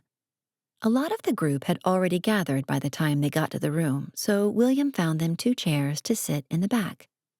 Trying to get up and down off the couches would have been a pain, so Amy was happy to sit in the back. She just hoped that the game was the same in this time as it was in hers. It wasn't. Instead of people acting out the clues by themselves, some of them put on full skits with other people. Eloise and Tanya came back to sit by Amy, and it seemed that Alfred was rather bummed that Tanya had moved. William leaned over. "Would you like to take a turn?" "No, I'd prefer to watch." Amy wanted to slouch in her chair to avoid being picked, but that wasn't going to happen in this dress. Let everyone else go. "I think your competitive nature actually wants to play. Come on." William pulled Amy to stand. "Miss Amelia would like a turn." Amy sputtered and tried to make an escape out the door, but William was too quick. He nudged her toward the front of the room, and Amy finally gave in. She really did love the game, but most of what she would normally act out hadn't even happened yet. She smoothed out her dress, trying to get an idea for what she should do. She hadn't been here long, so she had an idea. Most of them were there earlier that day, so they should know this one. Amy made a show of picking out a mallet and then got in her croquet playing stance. She took everything she'd done earlier that day and over-exaggerated it. Everyone was hooting with laughter by the time she hit the ball and started cheering. It's Miss Amelia playing croquet, Alfred shouted from the back. Amy bowed as low as her dress would let her and then escaped to the back of the room. Why fit in when you could make fun of yourself? Tomorrow it would be all about learning to talk and walk like everyone else. But right then, it was nice to have people laugh with her. People trickled out slowly until it was only those who stayed there at the manor. Amy was dying to get out of this corset, but it was nice to have a smaller group of people to talk to for a change. But then, it was nice to have people to talk to at all. One of the men pulled out a deck of cards to play. And while a few more of the women left, since it was a man's game, a few stayed to watch those who they had started falling for. Amy watched the first couple of rounds of blackjack to make sure it was the same game, and then pulled up a chair. Everyone froze. What, is this a man's game only? Yes, One of the men glared at her. and it would do well for you to remember that. William snorted. Don't mind Thomas. He is afraid he'll lose to a woman, and he'd never live that down. I'll deal. Amy shot Thomas a smug look and picked up her cards. They weren't great, but she could make them work. Lower numbers, but she did have a queen. One more card and she could hit either a 20 or a 21. She watched the faces of the others looking for tells. She'd learned early how to avoid showing any tells thanks to her grandpa. He taught her all kinds of things she was sure her parents would be horrified about if they knew. Read 'em and weep, boys. She laid her hand out and the others stared at her. Another game? Thomas set his cards down. Hearts. They have that game in the Americas. I've played a little. Never mind that she was Hearts champion for her apartment complex. 3 more games and Thomas was done. I must turn in for the night, if I am going to be ready for the fox hunt tomorrow. Well done, gentlemen. Amelia. Amy nodded and stood. Playing the games had made her almost forget how uncomfortable she was. Now she couldn't get back to her room fast enough. She was grateful for her own room as she pulled off layers and waited for the maid to loosen the corset. She ripped it off and flopped onto her bed, breathing in the wonderful air. She'd never complain about how uncomfortable her bra was again. The maid took the gown, and Amy was relieved she finally got to relax. And tomorrow, she was going to wear something that didn't try to kill her. Amy rolled over and groaned. Her sore ribs last night felt nothing like this morning. There was another knock at the door. "Come in," she gasped as she stood. A servant came into the room holding several different gowns. "Whoa, hold on. If any of those require a corset, I refuse." William and Nellie made sure we found something that will not cause any issues. The servant held one up. I believe this one should work quite nicely with your complexion. The gown was an emerald green and had an empire waist. It wasn't a color she would have normally chosen, but it was gorgeous. "We'll go with this one." Amy took it from the servant and changed quickly behind the screen. She had to have help making sure everything fit right, but this was a definite improvement from the gown last night. "This is perfect. Thank you." The servant beamed and gestured to a chair. Now that we have that settled, let's fix your hair. Amy sat obediently and let the servant go to work. What she wouldn't give for her phone right now. There were games on there that she could play while she waited, but she didn't think Nellie would be too happy if she pulled it out in front of other people. Here are your gloves and hat. You will want them for the day. The hat for the heat and the gloves in case it rains. "Thank you." Amy stood and took the items, then went to find William. She didn't know much about fox hunts, and she was excited to see how everything worked. She would have looked it up online, but there was, of course, no service here. William stood outside with several of the others from the group. He waved when he saw Amy, and she was surprised at the flutter in her stomach. He was handsome, yes, and kind. But what would happen with him when she took off to the future? "You look lovely in that gown, Amelia. I take it you're not participating?" William waved at one of the riders. "I didn't know that was an option." Amy took his arm as they walked down the hill to where several blankets, chairs, and tents were set up. William nodded. "There are a few of the women who decided to participate. I can find some clothing for you to wear if you'd like." Amy shook her head. "I have no experience with horses, so it's probably better that I watch." "Very well. You can sit here. I'll join you as soon as the hunt begins." William's name was called, so he waved and ran to meet with Nellie and a few others. It looked like Eloise and Tanya had found horses. Their dresses were different from hers, and they rode side saddle. It was definitely a good thing she wasn't going to ride. There was no way she'd be able to sit like that. It felt like hours before everything was set, but it was most likely no more than 20 minutes. Not having her phone to help her tell time was something she didn't expect to drive her crazy, but it did. William and Nellie stood at the front to explain the rules, and then they stepped out of the way for the hunt to begin. The fox was released, and immediately everyone took off. Amy leaned forward as horses leapt over a fence near the property line. This was way better than the horse racing she'd seen in Kentucky a few summers before. Eloise looked like she'd done this before. She was up near the front of the group. Tanya, on the other hand, looked about as comfortable on the saddle as Amy would have been. Her hat had flown off and was flopping on her back with every bounce. Amy gasped when Tanya stopped, climbed down, pulled her dress up like pants, and tucked them into her belt. She unhooked her saddle and dropped it on the ground, then led her horse over to a fence to climb back up. She was far behind by then, but as soon as she was up, the horse took off and even passed several of the others. The buzz of conversation around Amy exploded with laughter and cheers. The words, "American heiress," was said many times, and Amy knew she'd just found a best friend out there galloping bareback through the throngs of horses. "Well, that was a tad unconventional. Do you often ride horses like that in America?" William sat in the chair next to her, his hand brushing against hers. Amy jerked back at the spark between them and forced herself to pay attention to his words. "Well, where I come from, we don't wear dresses to do much anymore, so I guess you could say that." She caught someone glance over at her and raised her voice a little.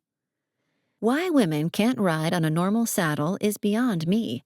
She's able to ride the horse just as easily as any of the men can." More talk from those around them, and Amy leaned back in her chair, mentally zipping her lips. She really needed to stop talking out loud. She only messed things up worse. What had been meant as defending Tanya only alienated herself in this time period. Give it another 50 years or more, and then women would understand. William chuckled. "Well, perhaps after today it will become more popular here as well. Riding in that way, I mean. Not wearing dresses? That seems a little out of the question." Amy's blood boiled a little, but she kept her mouth shut. There was no reason to start a fight with the man who was there to help her survive this. They'd talk later. "Would you like something to eat, Lady Amelia?" William gestured toward a table filled with food. Amy stood, but William took her by the arm. "No need to get up. I can fill a plate for you." "No, it's okay. I need to stretch my legs, and to get away from all the staring and whispers." Amy grabbed a plate and filled it with cheese, bread, turkey, and grapes. It was a little difficult to keep everything balanced on the plate so she could eat, but there was no way she was going to set the plate on her lap. It would cost a fortune to try to clean her dress if anything got on it. Others wandered over with their food, and it was a relief to see that they ate in the same manner that she did. At least this time she'd done something right. It was another hour or so before the horses began to appear again on the horizon. They were too far away to see who was in the lead, but they were going slower than before. Either they'd found the fox or it had gotten away. Alfred was the first to arrive. He quickly climbed off his horse and met Tanya to help her down, but she dropped on the opposite side before he could get to her. When she reappeared, her dress was down. Alfred held out an arm, and the grin on Tanya's face was evident even from this far away. A tall, dark-haired man escorted Eloise, and they spoke with their heads close together. Apparently, she'd found her Mr. Darcy on her ride through the fields. Amy popped the last grape in her mouth and stood. She set her plate on her chair and met the girls halfway. "That was amazing, you two." Amy kept her eyes on the girls even though she was dying to find out who the guy was with Eloise. "I'm kinda regretting not doing it with you." Tanya laughed. "I did rodeo in high school for a few years, but this dress really messed me up. I'm probably a laughingstock, but at least I was able to catch up." "Your skill impressed me," Alfred said. "I have not seen many who can ride like you did." "You've never been to a rodeo, then?" Tanya patted him on the arm. "I'm hungry. Shall we go find something to eat?" "Of course. Excuse us." Alfred guided Tanya away, which left Amy with Eloise and the mystery guy. Amy waited for them to say something, but they were too busy looking in each other's eyes. "When they said you'd be chasing foxes, I didn't think you'd come back with a human." Eloise jumped. "Oh, sorry, Amelia. We were being rude. This is Clayton. He helped me when my horse threw me off at one of the fences." Amy gasped. "You were thrown off? Are you okay?" "I'm sore, but otherwise it's more my pride that was injured." Eloise blushed. "Everything was going so well until then. I'm not sure what happened." Clayton patted her hand. "That fence has caused many accidents over the years. Rabbits or other small game will dart out of the bushes and spook the horses." "Well, that's a relief. I mean, it's not good that there are others who have been thrown. It's more that I'm not the only one.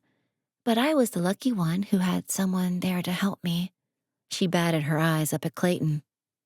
"Eloise, there is food up there if you'd like some." William stood next to Amy. "Wonderful ride, by the way. I see that you had training in America." She nodded. "Yes, it is something my father insisted on. If you'll excuse me, food sounds quite lovely right now." William nodded, and Clayton guided Eloise up the hill. William turned to Amy. "Now that we're done with that, what would you like to do?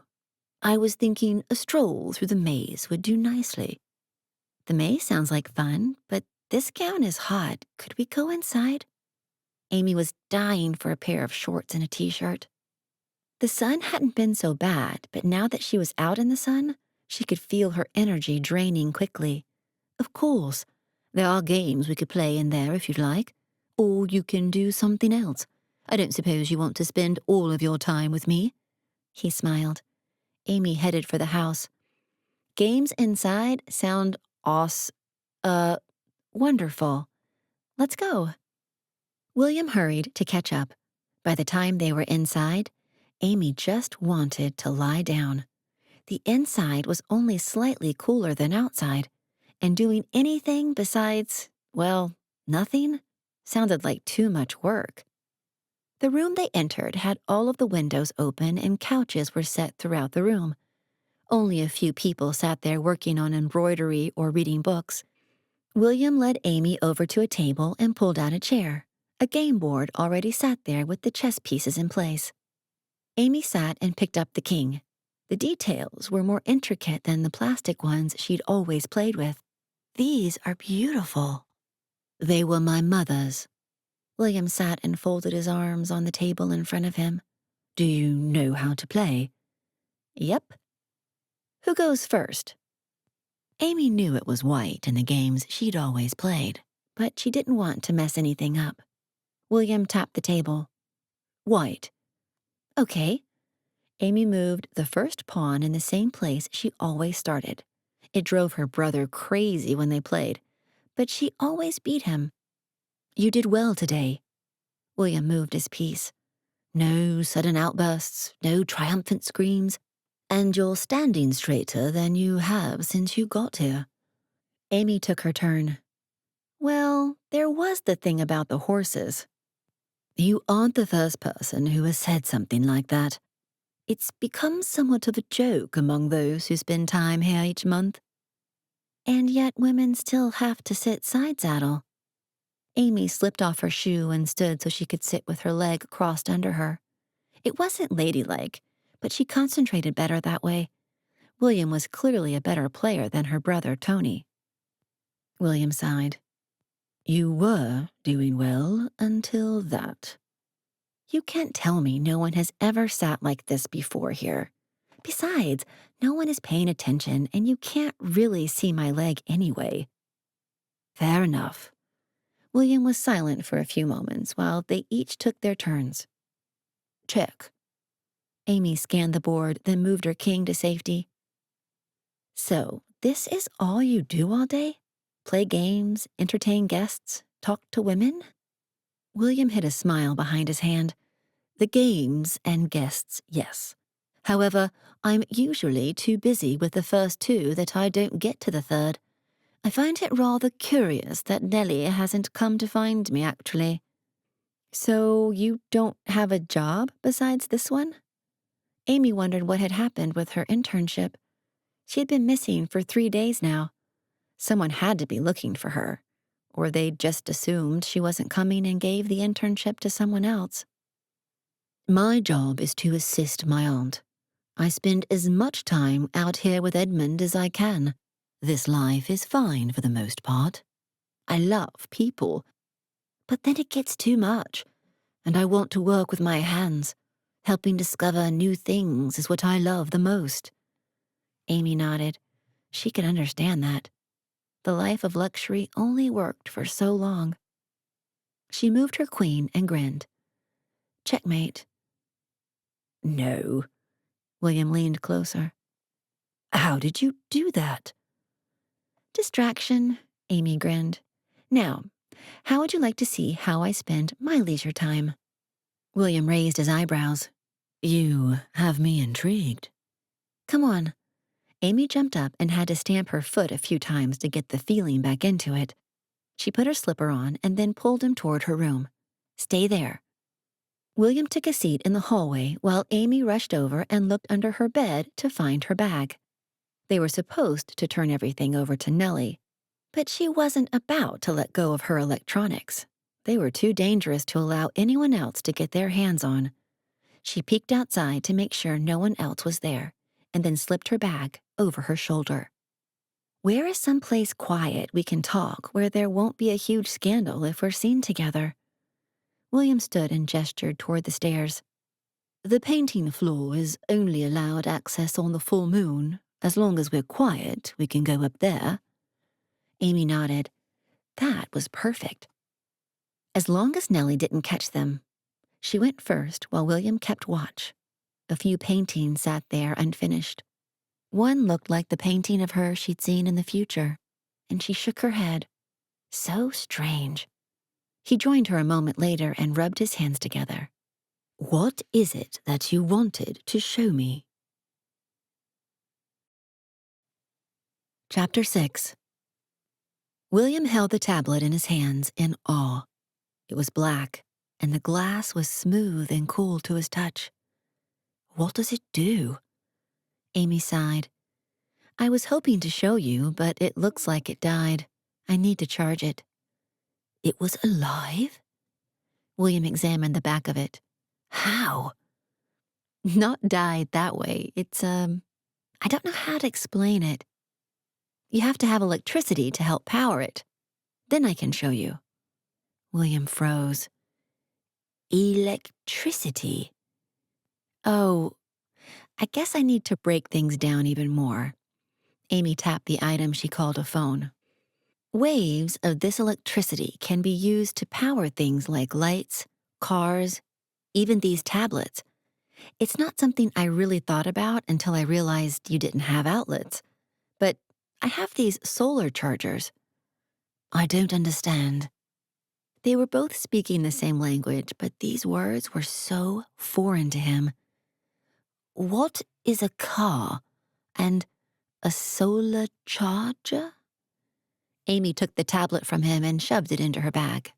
We need to go outside and I can show you. I guess we'll go through the maze after all. You can't take that bag out there. It would cause too many questions. William tapped his chin. Ah, I have an idea. We will collect the blanket off of your bed. You can cover your bag in that, and then we'll have something to sit on. Good idea. This time, William went down the stairs first and waited for the hallways to clear before waving for Amy to come down. He stood watching while she went into her room and came back with the blanket. Nellie would not approve if she knew this quilt was going out into the maze, but there was no other way to get the bag out there. Amy had an excitement in her eyes that he hadn't seen since she got here. She practically ran toward the ballroom, and William had to jog to catch up. The gardens were empty at that time of day. Most of the people were now inside or off doing their various errands. Being out in this heat was not ideal, but it was what Amy wanted. And he would give her anything. William had been through the maze often enough that he knew the correct paths to walk down. Except this time he wasn't trying to find the center. He wanted to find a dead end where no one would find them for the time being. Here we go. William gestured toward a shady spot. But Amy shook her head. We need some place where the sun can hit the solar charger.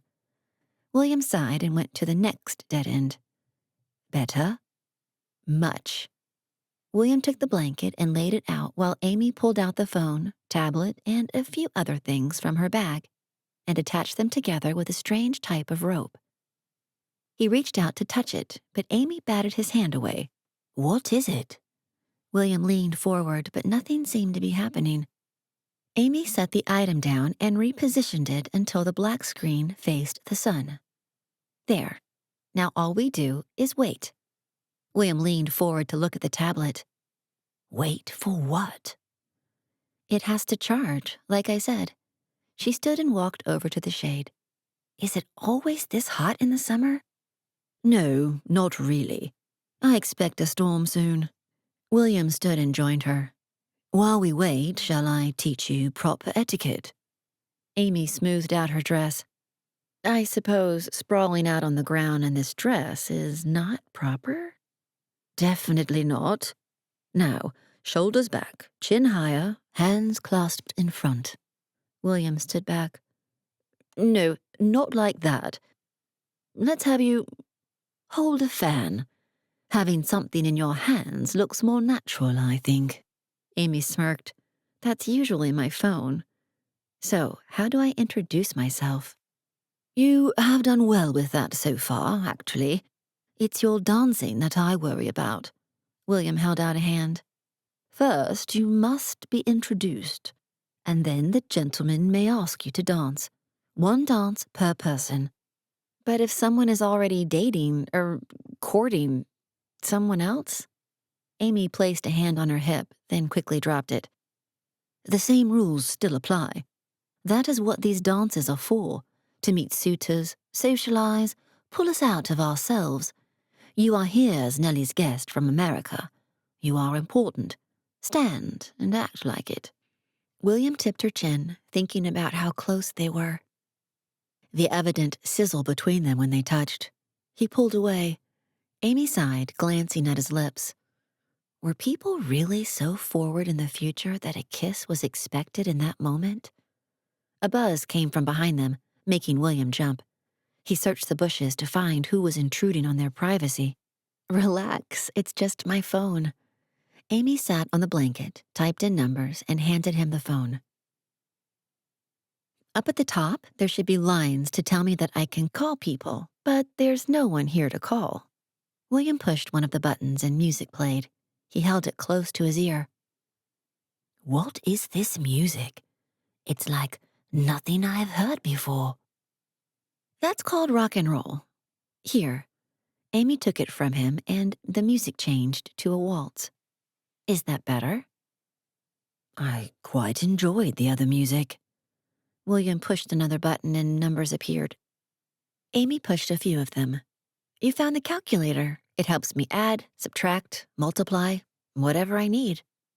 It was sorcery. All these words were things he hadn't heard of except in passing among those who traveled here. He'd always just passed them off as foolishness, but now he held it in his hands. Whistling sounded through the bushes and William froze. He'd know that whistle anywhere. Edmund. William shoved the phone in Amy's bag and grabbed the tablet from her. We must go. What? What's wrong? Amy gathered the rest of the items and put them in her bag. A white bottle fell out onto the ground and she grabbed that as well.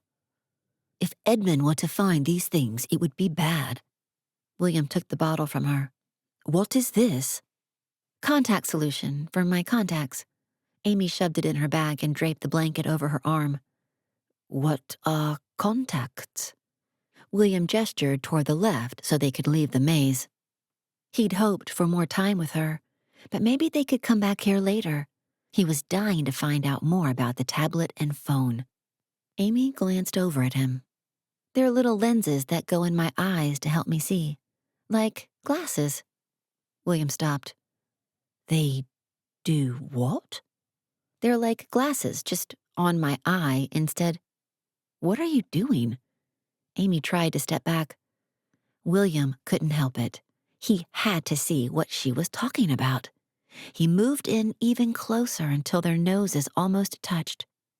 The lighting was poor because of the shadows from the hedge, but he could just make out the line around the iris of her eye.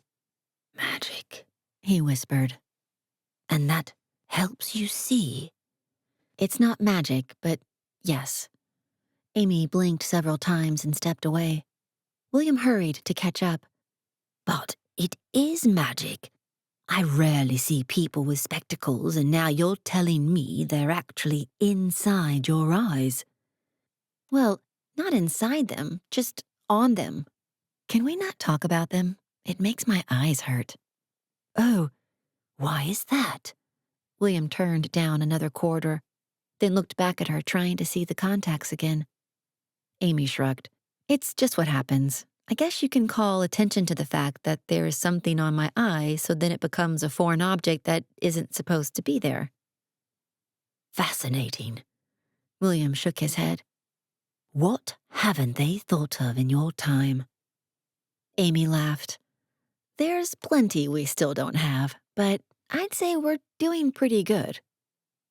William thought back to all of his time in the lab with Edmund, trying to find a cure for boils, to invent a better way to light the manor, or even better indoor plumbing. But this was far beyond that. Amy had so much that she'd left behind, and she had no idea how much it would benefit the people here. William? Her voice pulled him from his thoughts. Yes? Is there any other way to get home? Do I have to wait the full month? Amy's forehead beaded with sweat in the hot afternoon sun. William's heart sunk. You want to leave so soon? You just arrived. I know. It's just that I have a job waiting for me back home. I miss being able to talk to my family. And I think it's obvious to everyone that I don't fit here. Amy wouldn't meet his gaze. William paused and turned to her. From what Nellie has told me, the magic only works on the full moon. But as she's a fairy, maybe there's something she can do about that. She controls the magic here. Amy laughed. Magic? Well, yes. That is how you arrived, after all. William pulled Amy aside to stand in the shade. You have to look closely to see anything happen, but it's there. And do you have any magic? Amy smiled up at him, sending his emotions into a frenzy. He shook his head. That was from the other line of the family. I just do what Nellie requires of me. Amy readjusted the bag and blanket in her arms. Do you think we could ask? Watching everyone this morning just made me realize how much I want to go home. So many memories came flooding back, and what I wouldn't give for a cheeseburger and pajama bottoms right now. William brushed a curl out of her face. You are a curious girl, Amelia. I'll see what I can do. Thank you. Amy beamed up at him before continuing down the path. Do you think it's time for dinner yet? I'm starving. William chuckled. He had never known anyone with an appetite like hers. William waited nervously outside of Nellie's office. He could hear her speaking to one of the staff for breaking one magical rule or another. Perhaps he should leave and come back later when she wasn't upset. The door opened and one of the servants left, tears running down her face. Nellie followed soon after, clearly annoyed. Ah, William, I thought you might have run off. Come in. William hesitated before walking in. He had shirked a lot of his duties in the last few days and knew it was inexcusable. What was it Bianca did? She was cleaning the banquet hall with magic when a few of the guests walked in. I had to mind wipe them all, she sighed. Have you enjoyed your time with Amelia, nephew? Yes, I have. I apologize. Nonsense, Nellie chuckled. If you had been in trouble, I would have found you much sooner. It took a long time for me to find someone just right for you, and I'm pleased to know that it was worth it. William shook his head. I don't know that it was. Nellie, she wants to go back. She will at the full moon. That gives you plenty of time to woo her. That's just it. Amy doesn't want to stay. She would like to return home now. She misses her family. Nellie leaned back in her chair. I fear that would happen. She is a feisty one. But you know that is not possible. Everything must line up, and that only occurs on the full moon. But couldn't you try to find your way around that? You're the strongest fairy I know. Not that he knew many. In fact, he hadn't met any outside of the manor. There must be a way. Nellie drummed her fingers on the table before finally leaning forward. Nephew, I can do much with magic, yes, but it is tied to the manor, and if I were to break the laws, things may happen to the manor and everyone in it. But if you insist, I will look for a way. That should have made William feel better. He was helping out his friend. But the idea of losing her to the future was almost more than he could bear. Let me know if you learn anything. William circled the desk and kissed Nellie on the cheek. His walk back to the library was not quite as chipper as it usually was. It was possible that Amy would be going home soon, and that was definitely not something to celebrate. Amy looked up when he sat next to her and smiled. These books are amazing. They don't even exist in my time. Well, some of them probably do, but they'd be so old they'd fall apart. Nellie has quite the collection. He leaned forward. Ah, one of my favorites. You've read Kavanaugh? This is from the United States. Amy ran her fingers along the cover. As I said, she has quite a collection from all over the world. William leaned close. Nellie said she would try, but she's not sure it will work. Amy closed the book and met his eyes. Thank you for asking.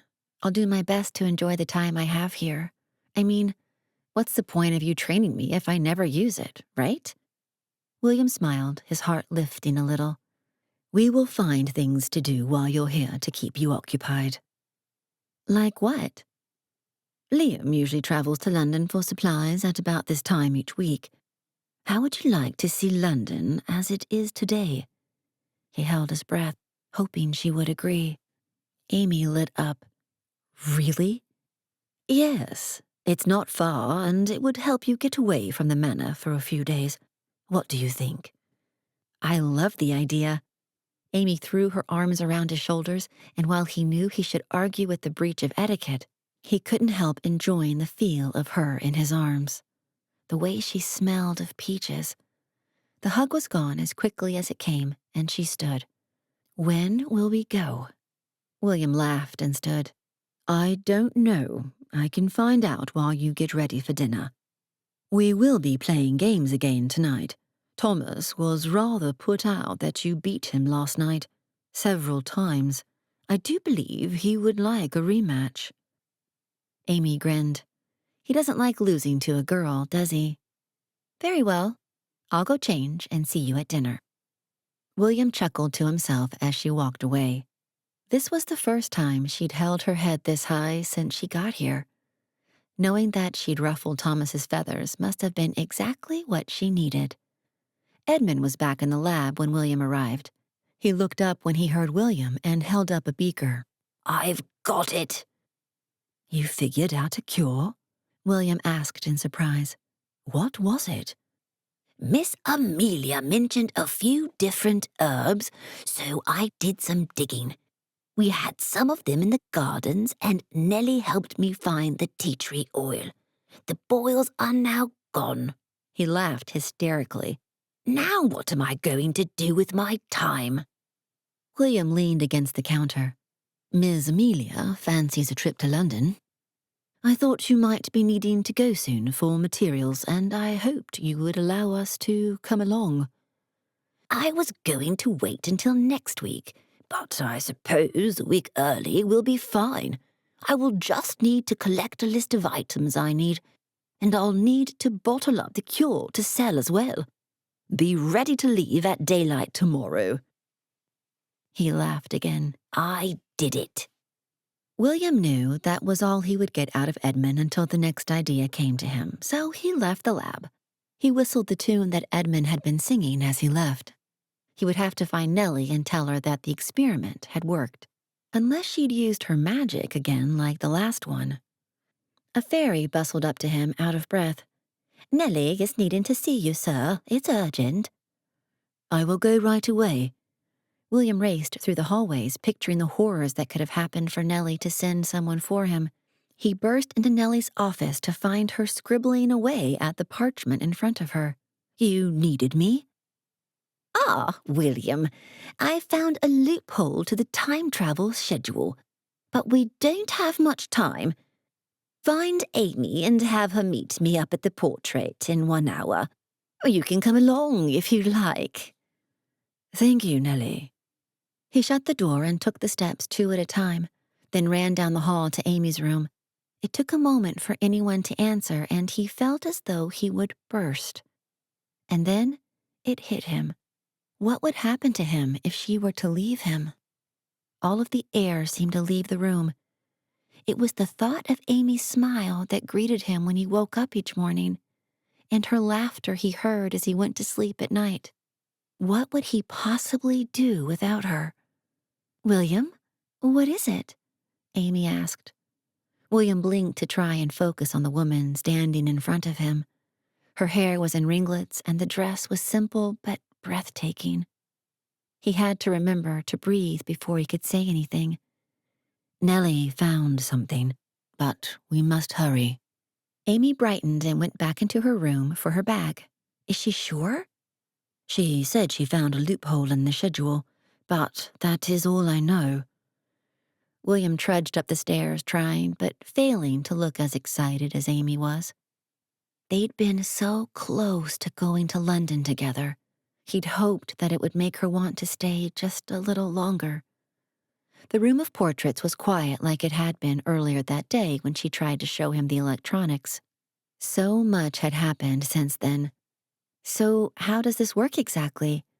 Amy wandered from one picture to the next. Nellie should have explained that to you. William wanted to just leave and forget that this whole thing was happening. As soon as she left, he could throw himself back into playing host to his aunt's parties and forget that she was ever around. Except that he knew that couldn't happen. She'd become too important to him. Movement came from behind them, and William whipped around to find Nellie standing there. Are you two ready? Nellie clasped her hands in front of her. The usual sparkle in her eye wasn't there, and William knew she was just as disappointed as he was. Her plan to find someone for him had failed. Amy nodded. I'm ready. All right. For this to work, you will need to stand next to your portrait. Nellie's countenance glowed. That was strange. Usually just being here on this floor was enough. People had been sucked back to their time just being in the vicinity of their portrait. William stepped closer to her so that he could see everything happening, even though he wanted to run from the room so he wouldn't have to see her leave him. Nellie grew brighter, and the familiar swirl of the portrait began to appear. William locked eyes with Amy, and he wanted to look away. What was he doing here? William turned to leave just as the light suddenly died. He was too late. What happened? Amy's voice jerked William around to face her. Why am I still here? Nellie frowned. It was a risk to even try without the extra power of the full moon. I had hoped that your reluctance at staying here would be enough to make it work, but it didn't. I am sorry. Amy nodded. Thank you for trying. If it's all right with you, I would like to eat in my room tonight. I'm not up to talking to others right now. Of course. Nellie put a hand on her arm before turning to leave. William put a hand out to comfort Amy, but she ran past him, tears streaming down her face. He should never have asked his aunt to do that. Now things were worse. She knew she was stuck here, and William hated himself for the relief he felt that she would be staying. He took the stairs and found the nearest servant to have them take food to Amy. As much as he wanted to be the one to comfort her, he knew he was probably the last person Amy wanted to see right then. Chapter 7. Amy wiped her tears and grabbed her bag off the bed. She was done being upset. She'd been warned several times that trying to get back before the full moon might not work. Law had been her life for the last few years, and right now she was trying to break the rules to do something she wasn't even sure she wanted. So instead, she would be leaving soon to visit London with William and Edmund. She opened the door to find William standing there with his hand raised to knock. Is it time to leave? William held up his satchel. I was just coming to see if you were still planning to come with us. I wouldn't miss it. Amy closed her door behind her, and they met Edmund at his carriage. A real carriage. It took every ounce of control Amy had not to squeal. She was going to London in style. William sat across from her with their bags sitting next to them. Amy hadn't seen him since that mess in the portrait hall, and she wanted to do anything she could to wipe away the look of disappointment she'd seen. You seem happy this morning, William said. You're not angry you couldn't leave. No, I mean, I was sad at first, but there were things I'd miss if I left. Amy stared out the window to hide the blush that crept into her cheeks. It was sometime in the middle of the night that she realized she would have missed him terribly if she'd left. Most of the things she'd done there, she could do again. She was supposed to be in England for a few months. There were countless Jane Austen reenactments and fox hunts she could probably join. She could probably find Eloise and Tanya when they got back as well. But the one thing the future didn't have was William, and he was the closest friend she'd ever had. It was sad, but it was true. Oh, and what would those be? William tapped his fingers together. Let me guess. You would be sorely disappointed that you couldn't beat Thomas at hearts again. Amy held her hands up in surrender. That's it. I couldn't beat anyone else in my time, so I have to do it here. William chuckled. I have a feeling you weren't so bad at cards in your time either. You would be correct. I've won a few tournaments. Amy was relieved that her abrupt change of subject had worked. How long is the trip to London? A few hours. I imagine it would be faster for you in the future. William's wistful look intrigued Amy. She sat up. You're dying to know how it is in the future, aren't you? I am. but I know that it would be dangerous if I did. I love the exhilaration of having one of my inventions work. Having those things at the tip of the fingers would mean that I would try to figure out how to make them work. That doesn't mean you have to do it. You know that, right? Isn't it enough to know that it will exist? Amy knew her reasoning was faulty, but she had to make him feel better. William laughed. Have you met a scientist before, Amelia? Chemical engineering major, remember? What exactly does that mean? He ran his fingers through his hair, something that Amy had never seen him do before. Amy thought for a moment before pulling out her tablet. She pushed his bag over and sat next to him. The internet didn't work, but she kept everything, including her notes. Hopefully. She scanned through the different apps until she found some of her notes. They weren't complete, but at least she had something. You and your friend are working on basic chemistry while you're creating the solution to your medical issues. A chemical engineer takes those solutions and makes them bigger and better. She pointed out a few of the different equations, explaining as she went. It wasn't until he was explaining things back to her that she realized just how much she'd actually missed studying these notes. William took the tablet from her and read through the notes. Some of these chemicals don't even exist, at least not in this time. How is this possible? It's a science. New things are being discovered every day, even in my time. Here, look. She pulled up an old periodic table. Check this out. This is fantastic. He ran his finger along the lines and pointed out the ones he knew. Edmund would not know where to begin with this. Amy took back the tablet and set it in her bag to conserve the battery. I think he would if given the chance, but again, we can't show him. It's a shame, really. Yes, it is. William stared out the window. Oh, I believe we have arrived in London. We must have been talking about science longer than we thought. Amy looked outside and gasped. Oh my, it's so different. There were some of the same familiar sights Amy had seen just a few days ago in modern London. But it appeared as though much of it was still being built. The Tower Bridge, Big Ben, and the Houses of Parliament were there. But Big Ben wasn't tilted like it was in the future. It wasn't until they drove into the middle of London that Amy fully grasped the fact that they were no longer in her time.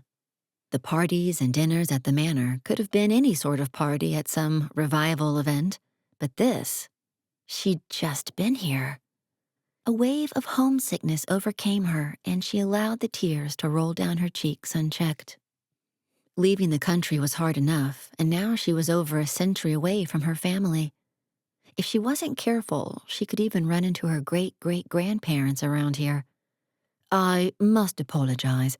If I'd known this would be hard on you, I never would have asked you to come to the city. William placed a hand on her shoulder before drawing back quickly. Would you like Edmund to turn around? No, we're already here. I just miss my family is all. She smiled and wiped her tears. Besides, I want to see what everything else looked like. Piccadilly Circus exists now, right? William nodded. We will be going near there for Edmund to pick up his supplies. You're sure you're all right? Yes, I'm fine. It was just a shock. She sat back in her chair to avoid looking at any more of the city until they got to where Edmund wanted to go. The carriage rocked as Edmund climbed down to open the door. He set out a stool and held out a hand for Amy to take. She took his hand and climbed out, careful not to trip on her dress hem. Thank you again for bringing me here. It's quite lovely. It's my pleasure. I will meet you at the inn when I have finished my shopping, if that pleases you. He closed the door after William climbed out. Of course. Thank you. Amy allowed William to guide her away from the carriage before she let go of his arm. Oh my. The streets were cobbled and filled with carriages. People called back and forth with their wares. And the smell. Amy had to hold her hand over her nose so she wouldn't gag. What would you like to see first? William pulled a handkerchief out of his coat pocket and handed it to her. Use this. There is perfume on it that will help hide the smell. Summer is particularly bad. Thank you. Amy sniffed it and breathed a sigh of relief. The smells around her were much less pungent, and the scent reminded her of him. All of the time she'd spent with him over the last few days. Let's just wander. I want to see everything. I just wish I could use my camera, but I suppose that would be bad, wouldn't it? She'd slipped a few pictures of the manor when no one was around, but in a crowd full of people, someone was bound to see her. A camera? Those are big and bulky. Do you really have one of those in that bag of yours? He gestured toward where the carriage had been. No, it's much smaller than that. I'll show you when we get back to the carriage. Amy stared up at the architecture. Everything was so new. Well, not everything. Some of the buildings had definitely aged.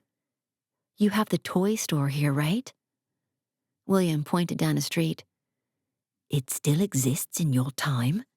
Yes, and it's still very popular. All of this is, actually. Amy moved out of the way of a family huddled together. She felt overdressed walking here. There were others who were obviously as well off as she appeared, but there were so many more who had no shoes and seemed to be starving. She wanted to help them all, but she had no money with her. At least, none that they could use. This was one part of London she hadn't thought about.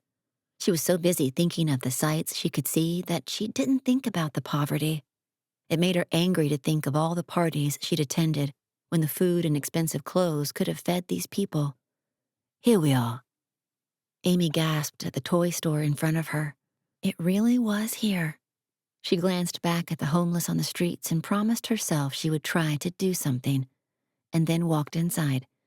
It was just as loud and crowded as she remembered it. The toys were much different, but the joy was still the same. Kids ran laughing to show their parents what they found. Others begged for the toy in their hands. This is amazing. Amy picked up a wooden pull toy. You don't have those? William picked up a wooden horse, studying it. She laughed. We do, but they're vintage. Vintage? Old. She grinned and set it down. Oh, look at this chess set. It's as detailed as the one we played with yesterday. William bent down to examine the pieces. The one I have is made of finer wood, but this is made quite nicely. Would you like it? What? No, I'm fine. But Amy couldn't take her eyes off it. Her dad would love something like this, if he could get it out of her hands. He chuckled and picked it up. It would be my pleasure. She tried to protest, but he paid for it and left the store. You didn't have to do that. Yes, but I would have regretted it if I hadn't. He stopped and turned to face her. I promised that I would be your host. Whatever it is that you wish, I will gladly give you. Anything? Amy bit her lip and looked around for a market. Would you buy some bread to help feed these people? William opened his mouth, then closed it again. Very well. They bought several loaves and went back to the street where so many children were sitting. William set the gift down and helped break the bread into pieces to share. Even with the several loaves they'd bought, it still wasn't much once it had been split up. Amy did her best to make sure that everyone got something, but their hungry looks still haunted her as William picked up the chess set and led her away. There is only so much we can do. I would have bought more if I had brought more coins. William shot her a quizzical look. What is it? The set. We can sell it back and get more food. Amy knew he was right, that something more lasting had to be done, but she could at least try. William caressed her cheek. Sweet Amelia, we will do something to help them, but please don't ask me to give this gift up. I bought it for you. Amy clenched her jaw and nodded. Fine. Thank you for giving them what you could. You are most welcome. He ducked out of the way of a tree branch as they walked down the street. "We must be going soon. We have plans for the evening, and I do not want to be late." Plans? I thought we were just here to see London. He shook his head. "That was the original plan, but when Lord Alfred learned of our travels, he insisted that we visit his family here in London. We are to dine with them. Tomorrow we will see more of the city." Wait, if he's here, did he bring Tanya? "I believe she and Eloise will be here as well." He whistled as they walked, a slight skip to his step. Amy had to admit knowing that her new friends would be there that night made her feel a lot better. Staying here in a strange city was a lot different in this time than doing her internship here in her own time. At least, before she could call her parents when she was lonely. She pushed away the bout of homesickness that threatened to hit her again. She was here with a dreamy man, walking the same steps she'd walked just days before. She couldn't get back to her time anyway, so she might as well enjoy it while it lasted. The inn where Amy thought they were staying turned out to be a huge estate just outside the main city limits of London. Twickenham Manor was definitely impressive, but this place was huge. So, Lord Alfred's family is well off, huh? Amy glanced down at her gown. It was wrinkled from travel and wandering the streets, and she was in desperate need of a shower after that hot day. She was definitely not ready to attend dinner at someone else's house. "Yes, it is quite an honor to have them attend our festivities. I am relieved he finally found someone he wants to court." Amy shrugged. Everyone has someone. Besides, Tanya seems like a great match for him. William nodded and led Amy up the steps to the estate. "William and Miss Amelia here to request dinner with Lord Alfred and his family." The servant bowed his head and gestured for them to go in. Amy didn't have a chance to look around before squeals and two women launched themselves at her. It is true. You came. When we didn't see you this morning, we were worried. Alfred assured me that you'd be here, but I didn't believe it. Tanya pulled Amy to a nearby couch. Tell me everything. How is London compared to our time? We didn't get to see much on our way here. Amy's head spun as she looked up at William, pleading. "Ladies, she will have all night to tell you about her day. For now, let's let her get washed up and ready for dinner."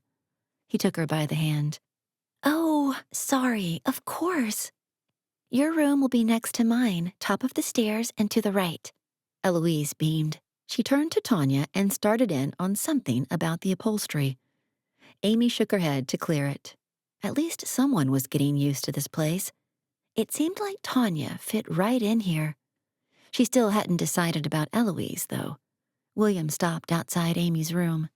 "I must go find out where I am to sleep tonight and see if Edmund made it here. I will return for you at dinner." Thank you. Amy closed the door and her eyes widened at the sight of her room. It wasn't that her room in Twickenham was small. It was maybe the size of her hotel room. But this, it could have fit her apartment and her hotel room in here, and maybe even the Twickenham room. The bed had a canopy with curtains around it, just like she'd wanted as a girl. 3 gowns were laid out on the mattress, and Amy made a face at them. They all had corsets, and the colors were drab compared to the ones she'd worn so far. The door burst open and a maid entered. She studied Amy for a moment before shaking her head. "These won't do. One moment." And then she was gone. Amy smirked at the dresses on the bed. Apparently, she wouldn't have to wear them after all. While she waited for the maid to return, Amy studied the art on the walls. Bowls of fruit, people who must have lived here at some point, scenery of field and lakes. "I believe this is better suited for you, Lady Amelia." The maid curtsied again and held out a gown. Amy's breath caught. It was a grayish blue with layers of lace. She didn't even care that it would require a corset this time. She had to wear it and get a picture because it was that gorgeous. This will do nicely. Thank you. The maid beamed. Wonderful. We must hurry then. The banquet will be starting soon. Amy nodded and allowed herself to be dressed by a complete stranger. Again.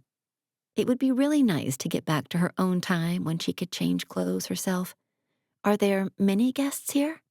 It was rather short notice, so I don't believe there are many guests this evening. I hope it doesn't offend you. No, that sounds nice, actually. I'm rather exhausted after the long day I had today. Amy lifted her hair so the maid could get to the ties in the back of the gown. Moments later, Amy was as ready as she could be with such short notice. Her hair was up again, and it was nice to have it off her neck. When the maid stepped away, Amy stood and turned. How do I look? Beautiful. Now go. You mustn't keep them waiting. The maid opened the door. Amy walked out and found William waiting for her. His eyes widened when he saw her and moved forward to meet her. He bowed and took her hand. Lady Amelia, you are a picture of beauty this evening. He kissed her fingers, sending a shiver of pleasure through her. It seems that my worry they wouldn't find something for you was unfounded. If I could take this with me, I would. Amy slipped her arm through his. You look very nice as well. Is that a new tie? William frowned. A tie? That, around your neck. I could have sworn you had more of a dark green one on earlier. Ah, yes, my cravat. They wanted me to match your dress, so they gave me this one. Strange, really. They don't normally do this. Amy shrugged as they headed for the staircase. Maybe it's more of a special occasion than we thought. So, is this how life is for you? One party after another? William chuckled. Actually, yes. But then, my life is a little different than most, if you understand my meaning. Right, but still, I would think all these parties and dinners would get tiring after a while. Amy smiled at a couple who passed her. Did she know them from the manor? No, probably not. As far as she knew, Tanya and Eloise were the only ones here. William stopped outside the dining hall. I have never given any thought to it, actually. This is the norm. One group comes as the next one leaves. An introvert's nightmare. Amy mumbled under her breath. What was that? William pulled out her chair. Amy smiled. Nothing. Never mind. William sat next to her and removed his gloves, setting them on his lap. Amy did the same with hers and laid her napkin across them. The china in front of her probably cost more than her entire apartment back home. Or at least it would in her time. And the crystal glasses made her nervous to even touch them. These were not poor people. And after spending the afternoon helping those who had no food, Amy felt like a hypocrite. Amelia? William said. What? Oh, sorry. Amy smiled up at the butler who stood there holding a towel over his arm. Hi. William hid a smile behind his hand before leaning close. He would like to know what you would like to drink. The wine? Just water is fine. Amy hadn't meant to interrupt, but she knew if she drank anything else but water right then, it would just put her to sleep. Water, please. The butler nodded and walked away, returning shortly with a pitcher. He filled her glass, then bowed slightly and moved on to the next couple, and so on as he went down the line. He would ask for their requests and then bring them what they wanted. Other servants did the same along both sides of the table. Loud laughter broke out near the end of the table, and she caught a few snippets from Eloise about the fox hunt. At least it wasn't the croquet story anymore. They'd gone straight to Eloise's adventures, so Amy was hopeful that her celebration antics would remain a secret here. Lord Alfred stood and tapped his glass to quiet everyone. Good evening. We would like to welcome our lovely guests. I do believe, without doubt, that we will have a grand time tonight. Now, it is time to eat, and we will then convene into the ballroom for dancing. The doors to the banquet room were thrown open, and servants flowed in with dishes upon dishes of foods that they set on the table. Wisps of steam came off the ham, turkey, and potatoes. The rich aroma of the bread was intoxicating, and she grimaced when her stomach growled. She was hungrier than she thought. Amy waited for the others to serve themselves, too timid to be the first. She didn't want to bring attention to herself and her lack of actual manners. Once a few of the men started, Amy went straight for the bread and butter. It tasted just as good as it smelled. Maybe she needed to have William teach her to make bread before she went back to her time. She paused. Had she really just thought that? Her desire to make things here completely conflicted her "why make it when you can get it from the store" attitude from back home. Maybe this whole friendship with William wasn't just one way. Amy was sharing her knowledge of the future with William while learning useful, homey-type things from him at the same time. If only all her ex-boyfriends could see her now. After the long, hot day, Amy couldn't handle as much food as she normally did, and she finally gave up and leaned back against her chair. William shot her a slight frown, reminding Amy where she was. Sprawling out in her chair was definitely not acceptable. Amy held in the groan as she struggled to sit up. Maybe she needed sleep more than dancing.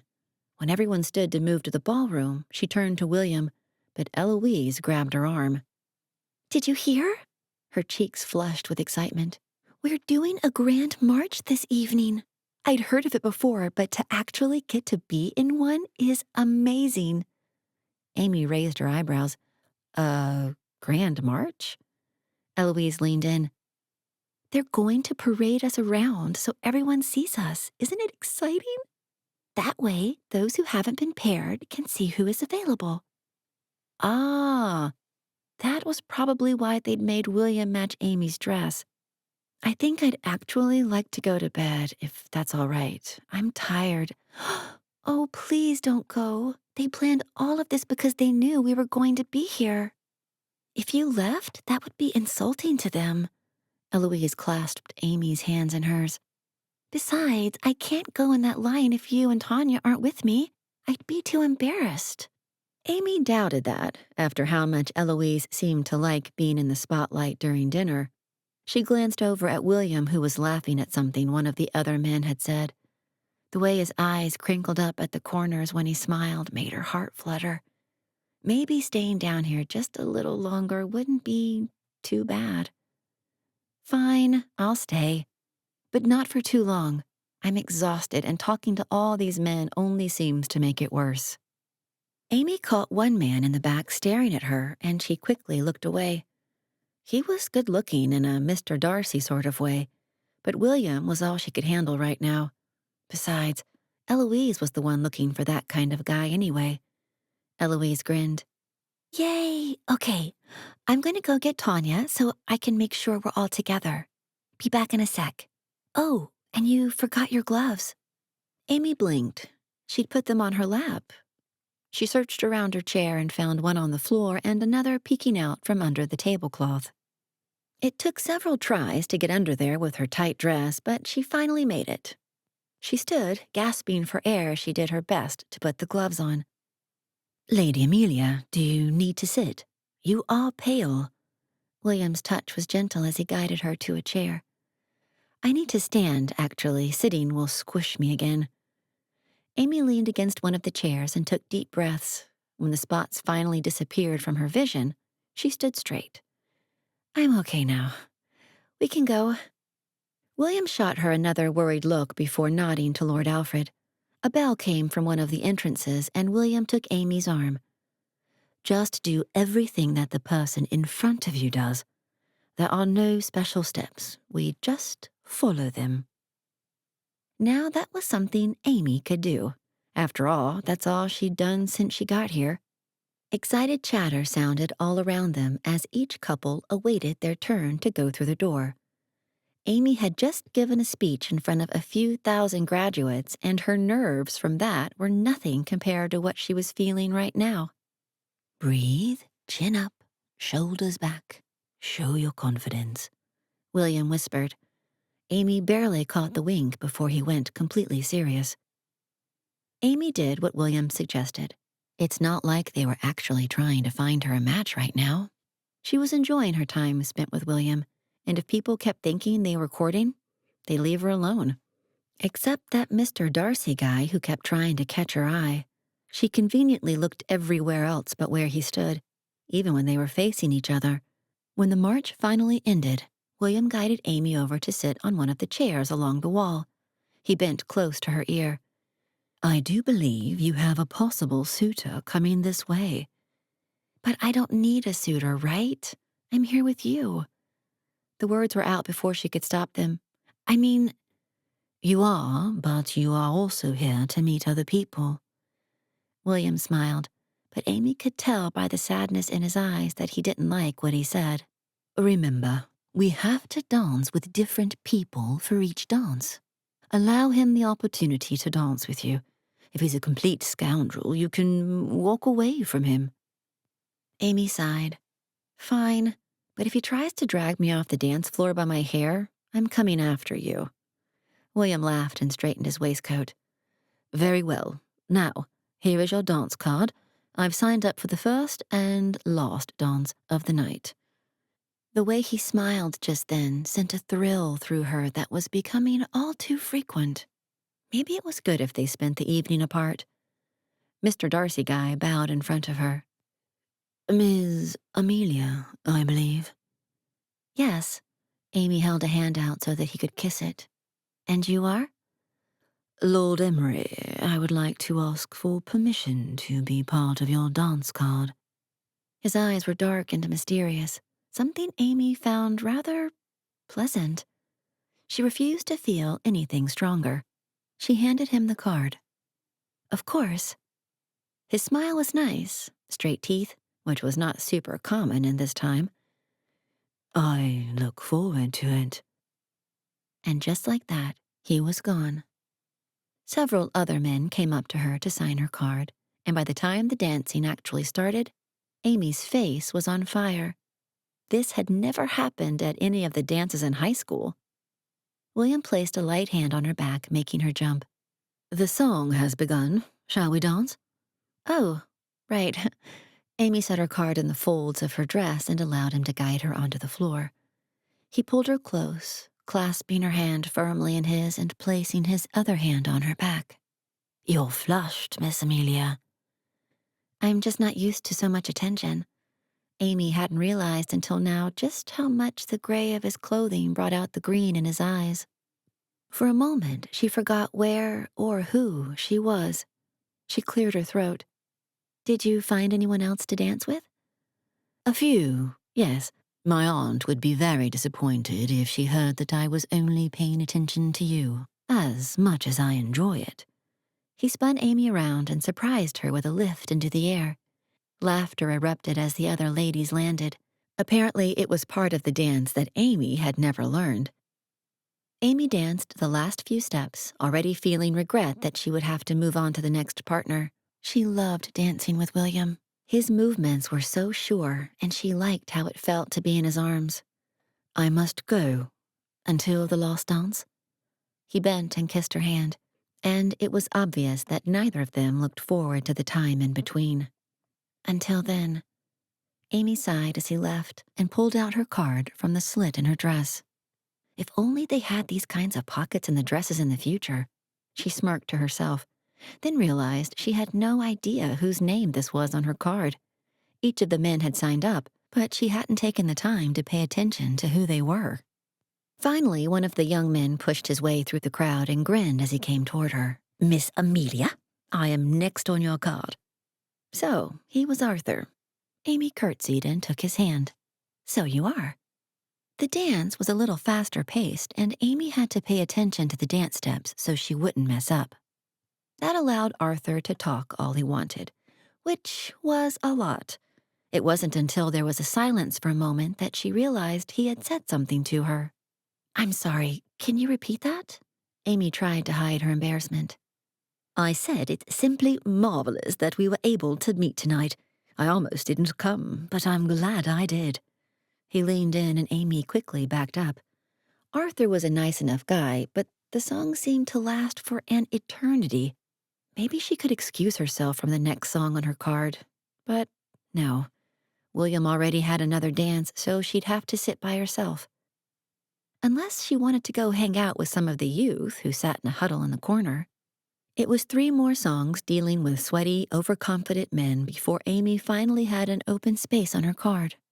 She wanted to get out of there before it was taken as well. Amy scanned the ballroom and found a door that led outside. With a sigh of relief, she slipped outside and breathed in deeply. It had cooled significantly since the heat of the day earlier. The veranda was lit with several lanterns and benches lined the wall, allowing a space for guests to visit. Amy stepped between 2 of them and leaned her elbows against the railing. The stars twinkled up in the sky, and she took comfort in their familiarity. At least, those were the same stars that existed in her time. "It's windy out here. You might catch a chill." Lord Emery's voice broke the silence of the garden. "I was too hot inside. I needed the fresh air." Not that it was fresh. She caught the smells of the city below, making her miss the manor with its immaculate gardens and wide-open space. "Shouldn't you be dancing?" Lord Emery leaned on the railing next to her. "I had a free moment and saw you come out here. It isn't good for a lady to be alone outside, so I felt I needed to accompany you. I hope you don't mind." "I don't mind." Amy glanced over at him. "So, Lord Emery, are you from London?" He pointed to the left.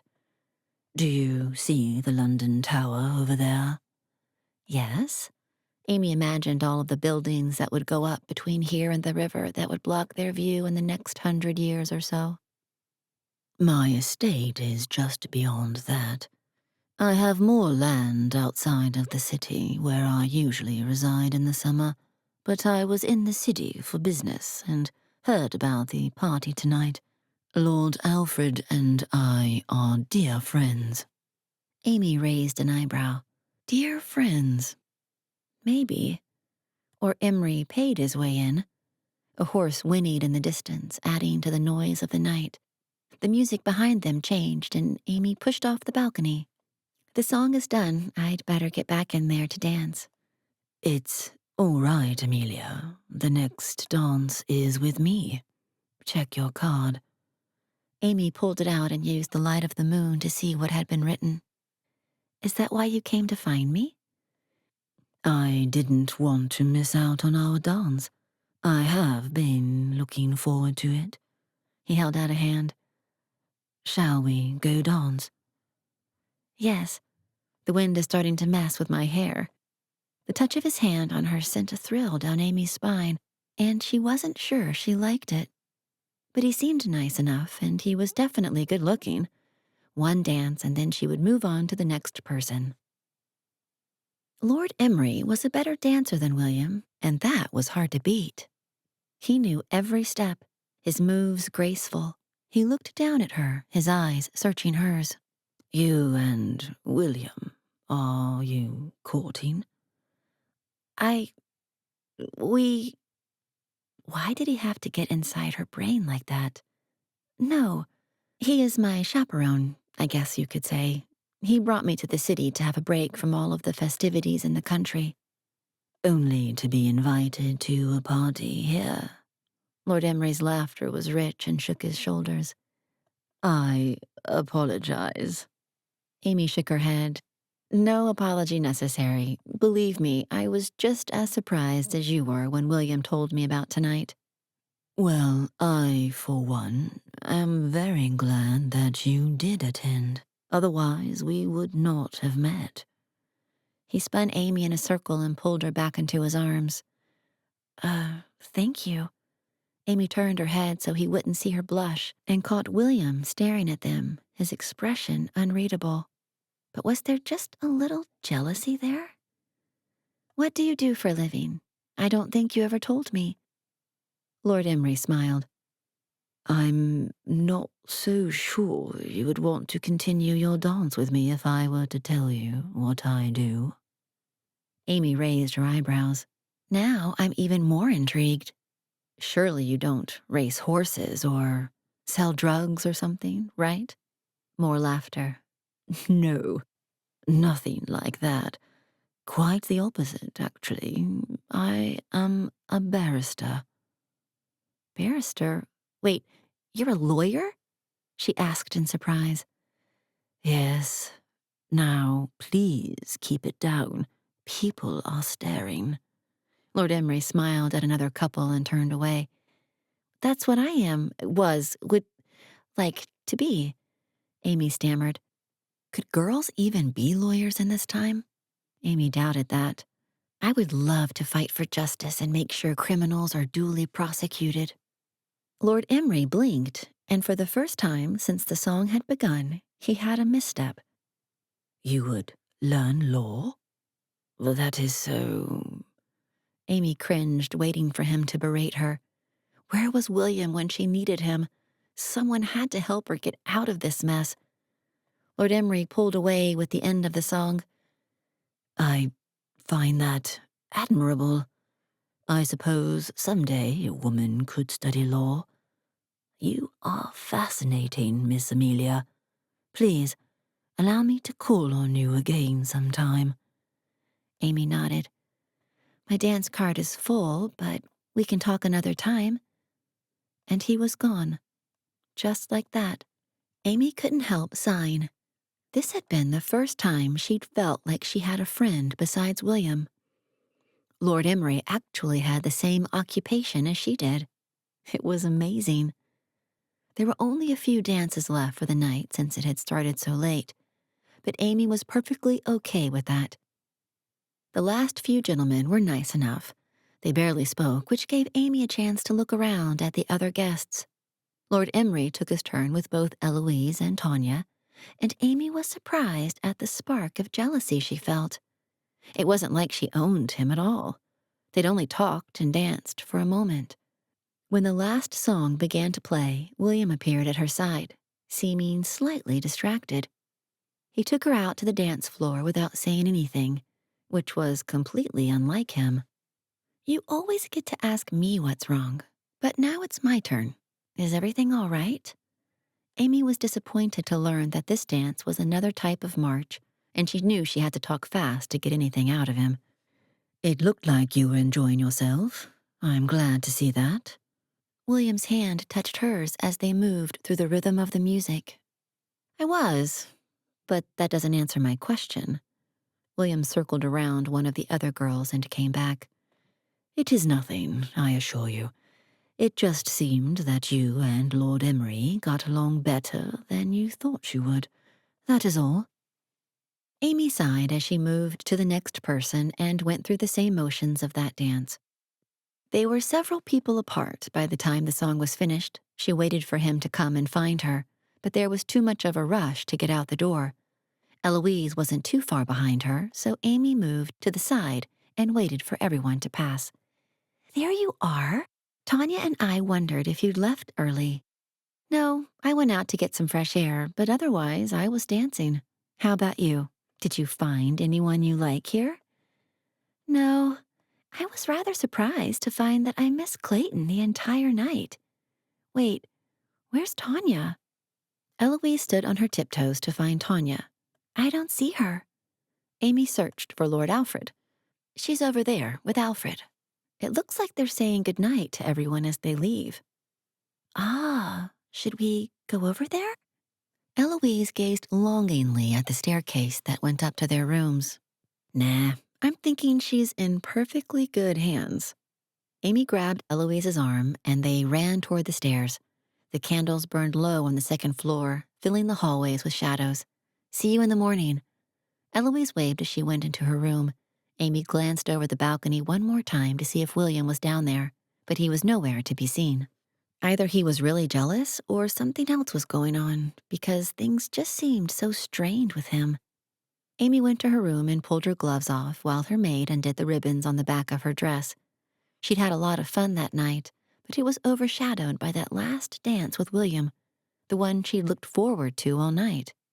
You seemed to be the life of the party down there, if I may say so. I wouldn't say that. Amy dropped the dance card on her table. The names on each page told a different story. Others had just as many dances as I had. The maid helped Amy pull the heavy dress off and then handed her a nightgown. That may be, but the talk that erupted while you walked in was loud enough for me to hear it in the next room. Amy blushed for what seemed like the millionth time that night. I didn't notice. Well, then, my dear, sweet Amelia, you are the only one, she chuckled. And that man of yours has only eyes for you. I do hope you at least saw that. William?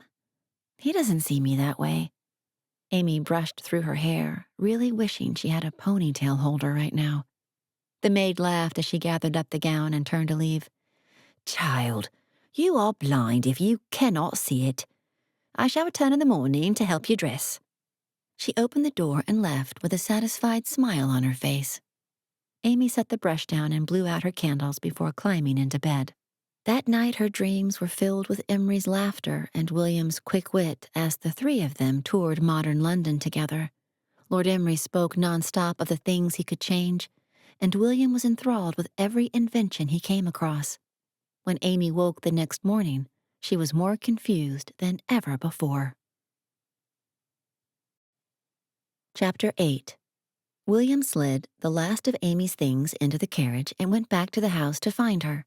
He'd been avoiding her so he wouldn't have to deal with the jealousy he felt inside, but that only made things worse. He wanted to spend time with her.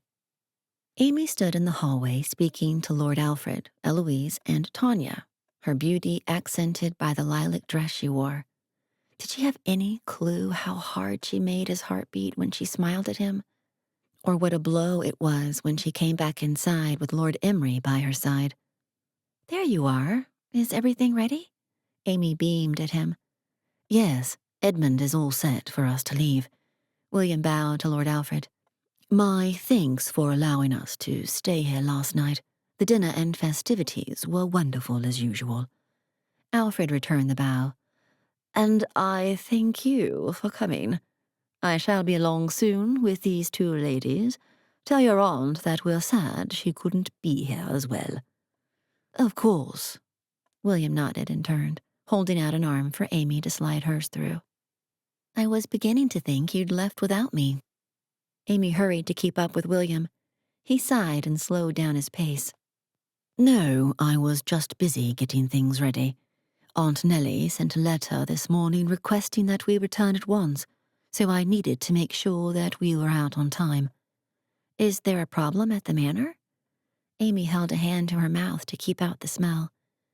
I'm not sure. I was only told I must hurry. William helped her and then climbed in beside her. Did you sleep well? Amy nodded. Mostly. I'm hoping I can catch a nap when we get home before whatever event we have tonight. We can arrange that. William patted her shoulder. He knew he should say more, but he really didn't know what else to talk about. The letter from Nellie had him too worried, on top of everything that happened at the ball the night before. He'd seen the way that Lord Emery looked at her, but even harder to stomach was the way that Amy had looked at him. He froze when Amy rested her head against his shoulder, unsure of what he should do, but soon relaxed. It just felt right somehow, and there was no one there to talk about the improprieties. He leaned back against the seat to make it more comfortable for her. That was his job, after all, to be at her beck and call and make sure she was enjoying herself. Just like every other traveler who had come to this time. Soon there was a quiet snore, and William chuckled to himself, knowing Amy, she would be mortified if she knew she was snoring. Her bag lay open next to William on the seat, her phone poking out of it. William slowly reached over to take it out of the bag, trying not to wake her in the process. He pushed the small button and a picture of her family appeared on the screen. William typed the 4 numbers in that he'd seen Amy do a few times before, and the next screen appeared. He didn't know what most of the buttons did because Amy had said something about needing internet or a signal, so he clicked on the ones he did know. He took a picture of them together, wondering if there was a way to get a print of it, or maybe a portrait. His aunt would know. Then he clicked on one of the other buttons he saw Amy use before. Colorful squares appeared, and then a button that said "Play" on it. William paused for a moment, then clicked it. Another screen appeared with more squares.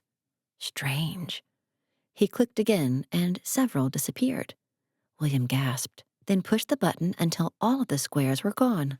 It wasn't until Amy stirred next to him that William finally looked up from the phone. She peeked over his shoulder and laughed.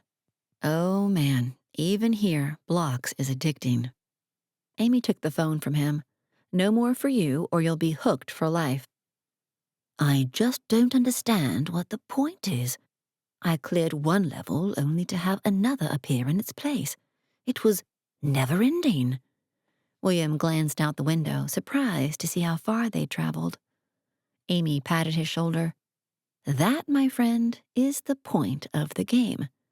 To waste a lot of your time. Is time so invaluable that you need to waste it? No, in fact, people are constantly complaining that they don't have enough. She pointed at her phone. And that is most likely why.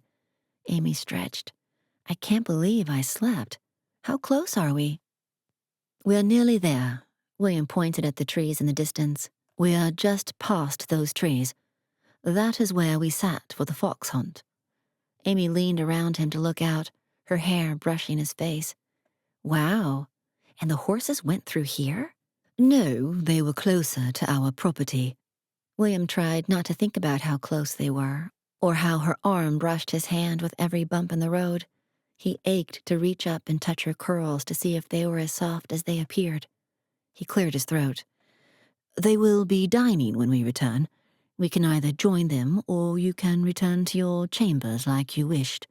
I can have lunch brought to you. It's okay. I got a good nap. I was thinking of going back into the maze where you found the shade the other day. I liked the quiet there. Amy picked up her bag and cinched it shut. Unless you'd like me to wait for you at the manor. William shook his head. I do not know what Nellie wants. It could be hours before I have finished whatever it is she wants me to do. All right. You come find me in one of the reading rooms when you're done, and we can figure out what we want to do next. Very well. William's heart lifted a little. Lord Emery may have caught Amy's attention, but it was William that she wanted to spend time with. When the carriage pulled up to the manor half an hour later, William helped Amy out and grabbed her bags. The yard was empty, which wasn't surprising for this time of day. Once they got inside, William handed off the bags to a servant and turned to Amy. I will see you soon. Thank you again for coming with me to London. And thank you for taking me. I had an amazing time. She squeezed his hand and walked away. William blew out the breath he was holding and went to find Aunt Nellie. She wasn't in her office or in the dining hall with the others, which was strange. He found a servant. Do you know where Nellie is? She's in the drawing room teaching embroidery, sir. She wanted us to tell you to meet her there as soon as you returned. The servant bowed and scurried away, off to whatever job she was supposed to be doing. That was strange. Nellie usually left the embroidery teaching to someone else. William walked past several rooms until he came to her favorite drawing room. Several ladies sat on couches that were set in a circle. Each of them held cloth and worked quietly while Nellie told them how to make a French knot. When she caught sight of William, she waved him over. We'll pause for a moment now. I wanted everyone to meet my nephew. William, this is Luciana, Frederica, Millie, and this is Lady Georgiana. She just arrived today. William bowed, shooting his aunt a quizzical look. No one was supposed to be showing up today, so why was she insisting that he meet them? It is a pleasure to meet you. I trust that you are all in good spirits. A murmur of consent around them, and Georgiana shot him a shy smile. He turned just in time to see a nod from Nellie. Was that all you wanted, Aunt Nellie? William asked. I need to see you in my office, but these ladies hadn't met you yet, and I wanted to remedy that. Nellie took him by the arm. I'll finish the lesson later, ladies. Keep going with what you're doing. They walked into the hallway, and Nellie talked to servants and guests as they went. Always the hostess. William was ready to go crazy by the time they finally got to her office. Usually she was straightforward with what she wanted. I can't imagine that you would pull me all the way back from London just so you could introduce me to those women. So what is it that you needed? William never spoke to her like that, but he was tired and she was being more odd than usual. Actually, that is exactly why I pulled you back. I fear that you are getting too close to Amelia. William dropped into the chair and leaned forward, resting his elbows on his knees. You told me that you brought her here for me. We were supposed to be a match. Nellie pursed her lips. I did, but I've been plagued by dreams of the two of you. Each of them lead you to go into the future. I can't have that. It would go against your mother's wishes. That was the first time ever that Nellie had actually brought up his mother. He ran his fingers through his hair. Aunt Nellie, telling me I can't have Amelia is like telling me that I can't breathe. She consumes my every... And that's exactly why you need to keep your distance. Nellie came around the desk and placed her hands on his face. Darling, I wish I could give you the world, but you must stay here. Please, honor your mother. Mother had asked Nellie to keep him here? William stared up at the kind eyes of the woman who raised him. He could tell she was telling the truth. He'd been around her for long enough. He wanted to make those sad lines disappear from her face, but letting Amy go? The night before came to mind, seeing Amy and Lord Emery laugh on the veranda, seeing the way she smiled up at Lord Emery as they danced, feeling that sense that he was losing everything that night. Perhaps she could still have a happily ever after, even if William could not. Emery seemed like a kind fellow. He would be a good match for her, and William would still be able to follow his mother's wishes, tucked away in a time when Amy would never have to know his heartbreak. Finally, William nodded. Very well. Nellie's face turned to a smile. Thank you. Now, I know you've been hoping for a match of your own, since I already tried to match you, but I've come up with the perfect person. How did you feel about Lady Georgiana? William tried to remember what Lady Georgiana even looked like. Well, we only just met. Why? She is from royal blood. She loves finding out how things work, and she's beautiful. Nellie clapped her hands together. She's perfect. William shook his head. Nellie, you can't pull me away from Amelia and expect me to go right back into finding someone to court. Nellie raised an eyebrow. I don't mean you have to marry her tomorrow. Court her. Take her on picnics. Perhaps to London. All right, William stood. I must find some way to keep Amelia and I apart from each other. Nellie nodded. I think you will find that you will be happier with someone who is from your own time. They will provide you a home and give you all the joy you need right here, in this time. William opened the door and left before he could answer her. If he was to stop seeing Amelia, he had to make sure that their last time together was something neither of them would forget. Amy's laughter rang out through the stables and William guided her forward. He held tightly to her arm so that she wouldn't trip with the blindfold on her eyes. Where are you taking me? She suddenly stopped, her mouth dropping open. Are we in a barn? I smell grain and straw. William didn't say anything until they got to the horse she would be riding. He stood behind her and pulled off the handkerchief. Amy gasped and covered her hands with her mouth. She's beautiful. He, actually, and Duke, is yours. William patted the horse's back. Amy was right. The sleek black coat was a favorite of many of the ladies who had come through, but most of them couldn't ride him. Duke was particular about who he led on his back, but Duke liked William and would do whatever William asked, usually. Mine? Amy's voice went up another octave. I don't even know how to ride a horse. I told you that already. William brought a stool over to help Amelia mount the horse. You will be fine. Step on the stool there, then climb up and sit so your feet go in each of the stirrups. Amy shook her head. Do you have any other saddle I can use? I meant what I said about these. William laughed. You haven't used one yet. Give it a try. If you don't like it, I'll trade it for you. Fine. Amy climbed up and situated herself. William helped her find the stirrups.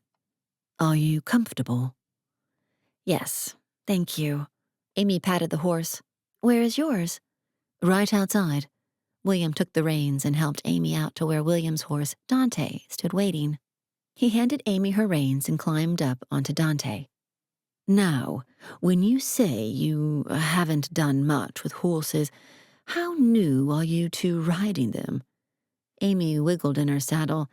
As in, whenever we went horse riding at my grandparents' house, I avoided it like the plague.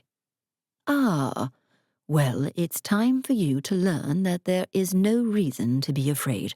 Come, we'll start slow. He held up the reins and flicked it, and Amy did the same. William stayed right next to Amy and made sure that she had it. Horses know when you're afraid. Relax.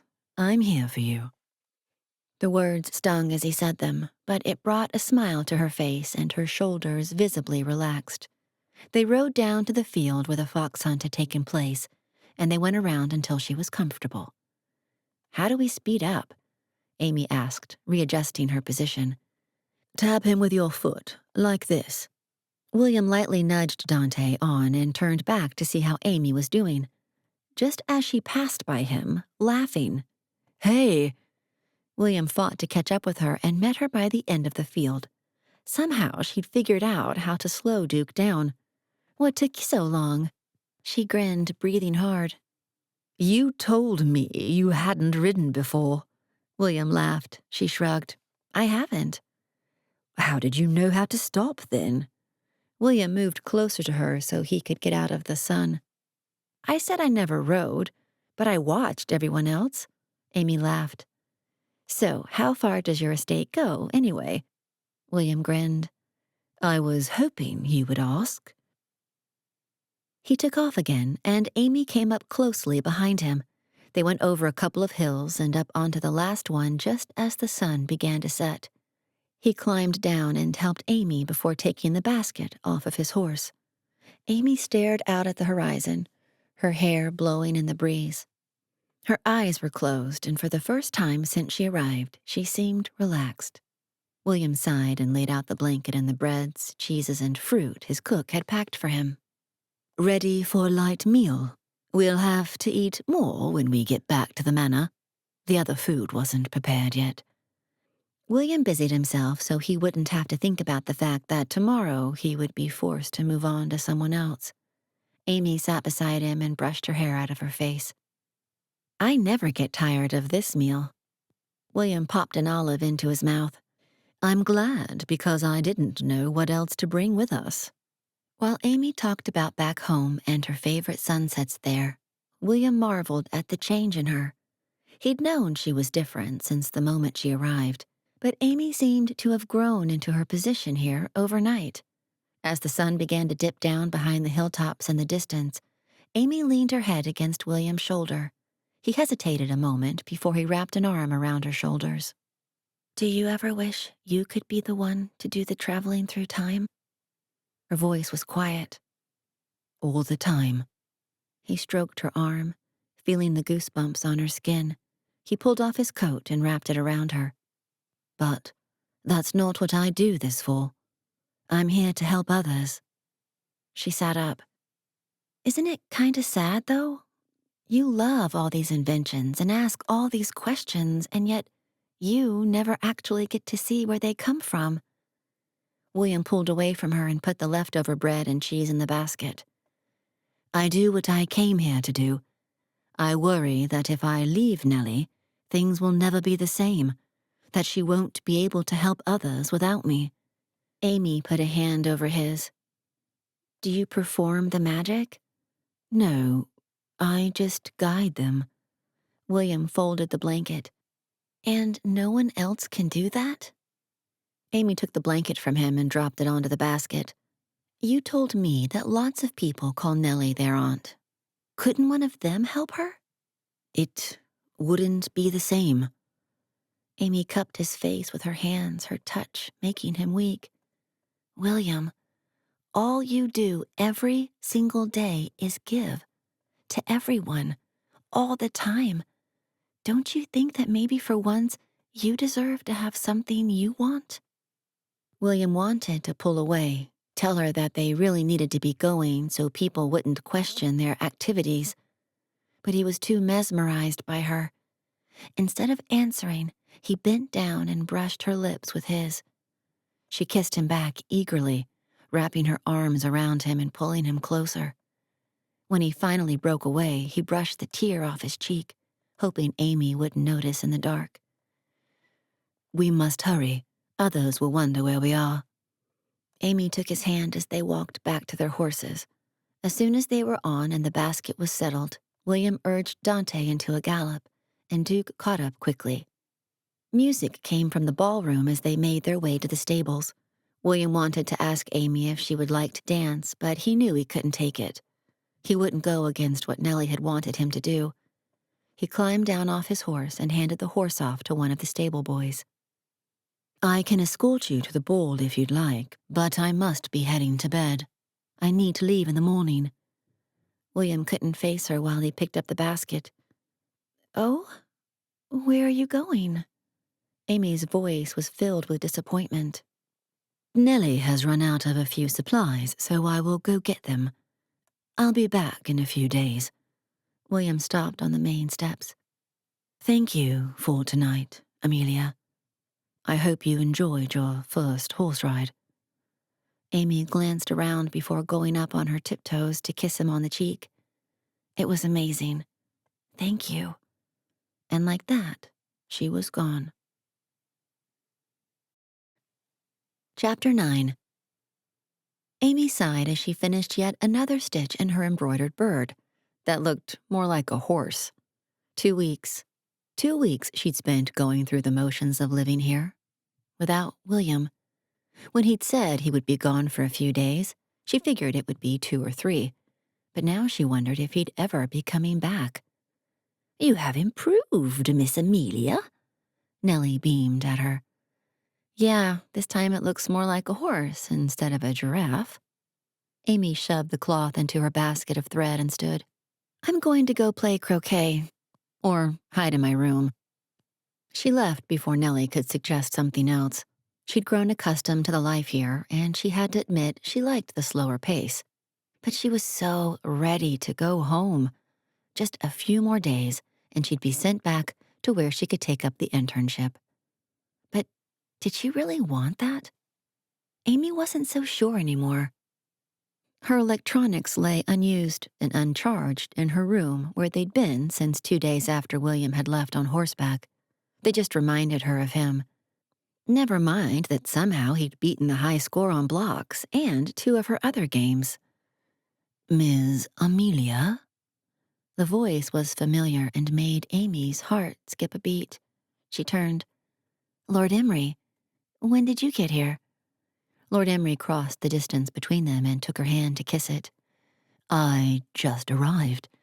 I was invited to the ball tonight, and I wanted to make sure I had time to get settled first. Amy held in a sigh.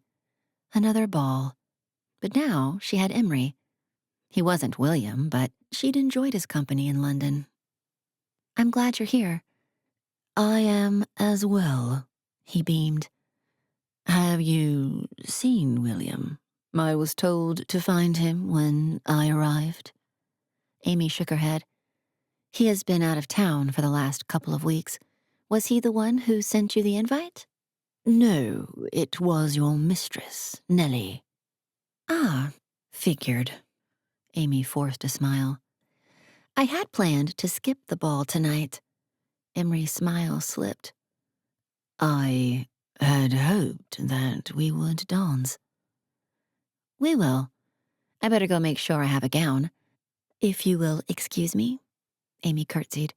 If I see a servant, I will find someone to assist you. She left before Emery could say anything else. She needed to think. It was clear that Nellie was trying to set her up with Emery, but she didn't understand why. And with William gone, Amy swiped at a tear. The point of this trip in time was supposed to be to find a match. She'd found one. William was everything she'd ever wanted. Totally eccentric, and not someone she would have ever gone for before. But maybe that was the point. Two maids stood in her room when Amy arrived. A rack filled with gowns sat between them. One of them stepped forward. "Ah, Miss Amelia. We hoped you would be coming soon. We must hurry if you are to be ready for the ball." Amy nodded and sorted through the dresses on the rack. None of them really stuck out to her. "You guys pick."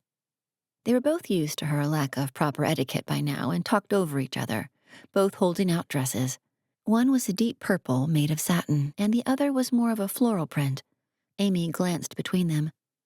"I think I'll go with the floral this time." She smiled at the maid holding the other dress. "You can pick out gloves." A bath sat steaming in the corner, so Amy changed and climbed in, allowing the heat to take away some of her stress. She took a deep breath and ducked underneath and used the soap to wash her hair. If they were going to send her Lord Emery, she was going to do her best to look good for him. The dress fit her curves just right, and she was rather proud of the fact that she could wear a corset without hyperventilating now. The skirt was fuller than she normally wore, but the hoop skirts kept her from getting too hot. Her hair was pinned up and kept it from hiding the pearls she'd been given to wear. By the time they were done, Amy barely recognized herself. At least, her old self. When she got back home, she'd have to update her wardrobe a little. No hoop skirts by any means, but maybe a few skirts instead of sweats. As hard as Nellie tried, Amy refused to stay here when the time came. It hurt too much. Lord Emery waited in the main hallway as Amy came down the stairs. His eyes widened and he stepped closer. And Amy was doing very well until she spotted William several feet behind Emery. Her foot missed the last step and she slipped. Lord Emery darted forward to catch her, helping her stand upright. "Are you injured?" He searched her face, as if that would help him know if her ankle was sprained or something. "I'm fine. Just embarrassed." The twinge in her ankle would go away if she could just walk it off. And what was William doing back here? Amy smoothed her dress and adjusted her gloves. "Shall we move to the dining hall?" Lord Emery nodded and took her arm. Amy held her head high as she walked past William, ignoring the fact that he seemed to be with Lady Georgiana. Was that his business? Maybe that's where he'd been for the last 2 weeks. So much for getting supplies for Nellie. "Are you sure you are all right?" Emery's eyebrows drew together. "Your face is rather white." "No, I'm fine. I just need to eat, I think." She squeezed her eyes shut, trying to block out William's voice from behind her.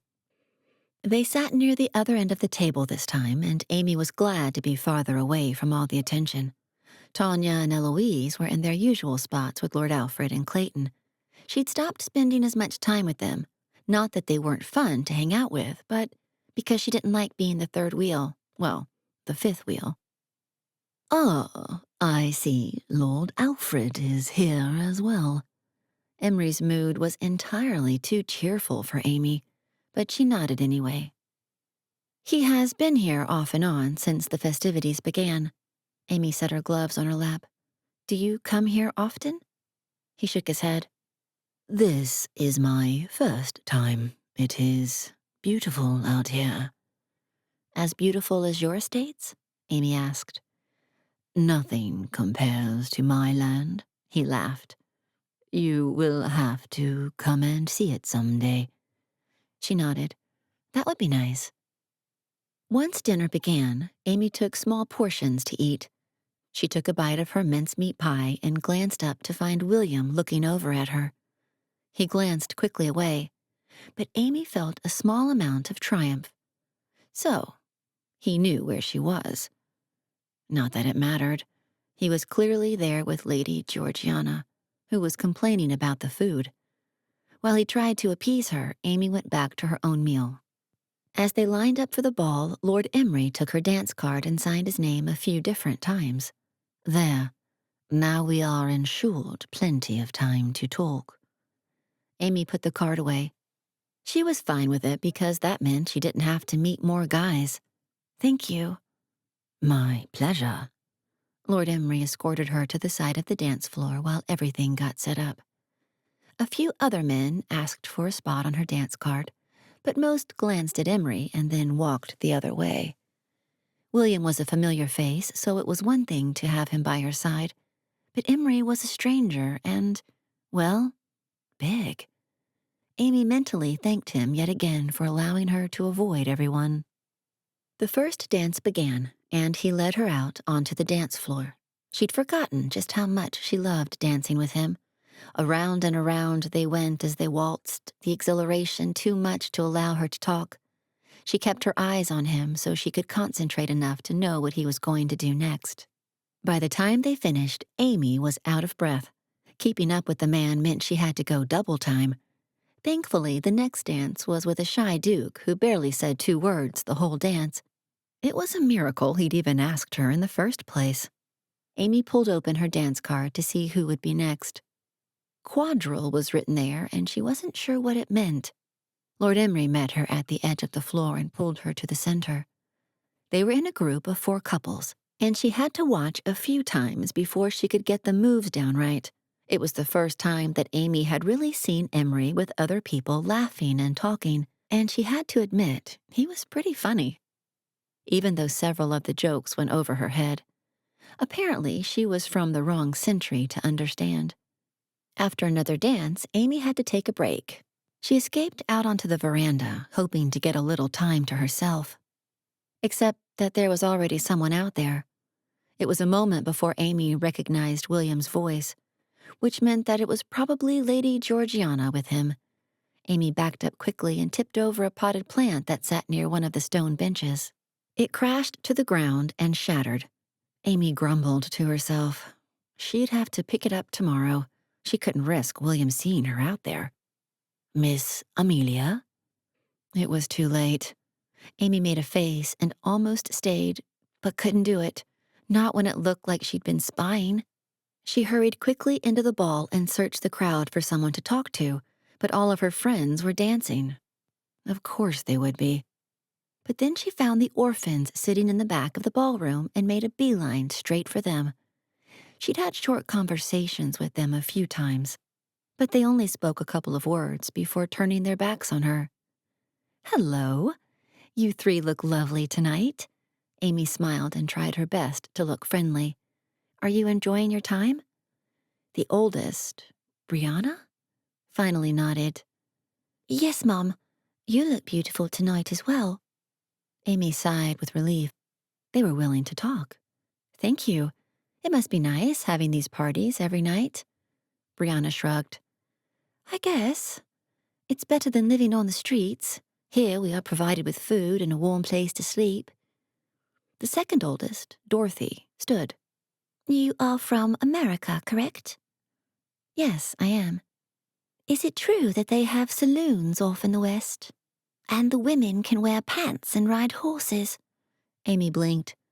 Saloons, yes. Pants, only if they're working on the farm, and even then it's looked down on. Dorothy's smile fell. I'd hoped that we could go back to America with you and the other heiresses so that we might have our own freedom. I thought you were free here. We are. It's just that we've heard much about America, and we're at an age now that we could move there and make our own homes. Amy glanced behind her to see if anyone was listening. William was nowhere to be seen, so Georgiana must have distracted him. Well, there's nothing keeping you here. Well, except money, I guess. If you want to go and make a new life in America, you should do it. Brianna stared over at Nellie. I don't know that we could do it. She has given us so much. And she would love knowing that you're happy. I say you should ask her. You never know what she'll tell you. The song ended. Amy sighed. I better get back. Good luck, girls. I hope you can find something that will make you happy. Wait, Dorothy paused. Could you take us with you?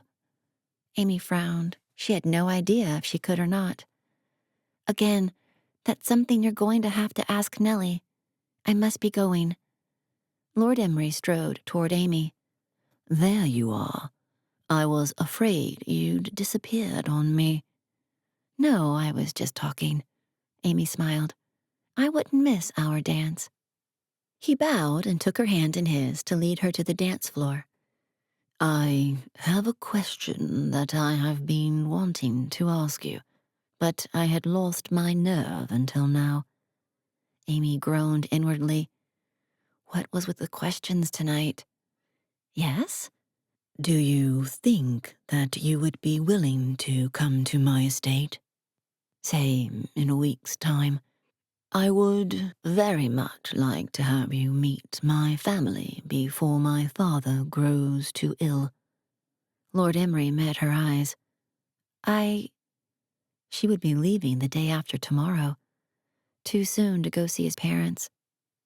I will have to see what they have planned for us. I do believe our month is up soon and we will be traveling back to the Americas.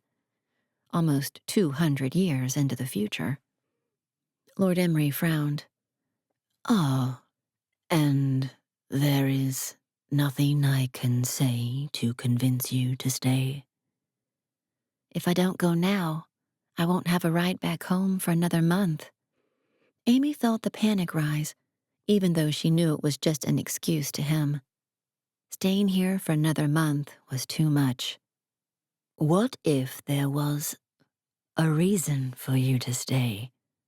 For good? Lord Emery's smile was hopeful. Amy grimaced. He wasn't making this any easier on her. She shook her head. I'm sorry. I can't. My father would never allow that to happen, not until he met the person who wanted to court me. He nodded. Very well. It seems that I must travel to America to ask his permission then. Whoa. This guy had it bad for her, and she just didn't feel the same. That would be the best, but not yet, please. I have to warm him up to the idea first. Lord Emery pursed his lips. Very well. I do wish you could travel to see my family, though. I'll tell you what. If for some reason I'm still here in a week, I will come and visit your home. That seemed to cheer him up. He talked about his estate for the rest of the dance, and Amy only half listened. William was dancing a few feet away, and Lady Georgiana was squeezed up against him. In Amy's time, that would have been fine, but here, it was downright scandalous. And by the look on William's face, he didn't mind one bit. Amy glanced away, trying to hide the tears she was trying so hard to blink back. They'd shared a kiss. Hadn't it meant anything to him? When the song was over, Amy pulled away from Emery and tried to compose herself for the next song. Have I said something wrong, Lady Amelia? No, you're fine. The thought of meeting your family sounds wonderful, but I think I need to sleep. I hope you don't mind. Emery took her by the arm. I will escort you out of the ball and then take your leave. Thank you. Amy kept her head down and had to look away when William turned to face her. Amelia? William's voice only made it hurt worse. Amy picked up the pace and practically ran out of the ballroom, dragging Emery with her. When they got to the front entrance, she turned and curtsied. Thank you for taking care of me, Lord Emery. I had a wonderful time. Are you sure I said nothing to offend you? You were a perfect gentleman. Amy reached up and caressed his cheek. Thank you. For everything. William's voice echoed through the halls as he tried to catch her. Amy curtsied to Emery one more time and turned to run up the steps. She couldn't talk to William. He'd left her for 2 weeks, left her in a strange country, a strange time, with no one else to talk to. And then he'd had the nerve to date Lady Georgiana after he'd kissed Amy. His betrayal was so much worse than any of the other guys she dated before this. Amy's maids weren't in her room yet since the ball was supposed to last several more dances. She twisted and tugged until she could get her gown off, then dropped to her bed. She wouldn't cry. Not for him. Both of them had made it clear that they were just friends on more than one occasion. Never mind that it felt like her heart had shattered. Moments later, a knock came at the door. She stayed in bed, hoping they would give up and just leave. William would have known better than to knock, and there was no one else she wanted to talk to right then. One of her maids opened the door. You are here then. We were told to get here quickly to help you out. It appears as though we were too late. Yeah, I just needed it off. Amy rolled over. You can go back to the ball. I'm just going to bed. I have a letter here from Master William, milady. Amy sat up and wiped her eyes. What does it say? I can't read, milady.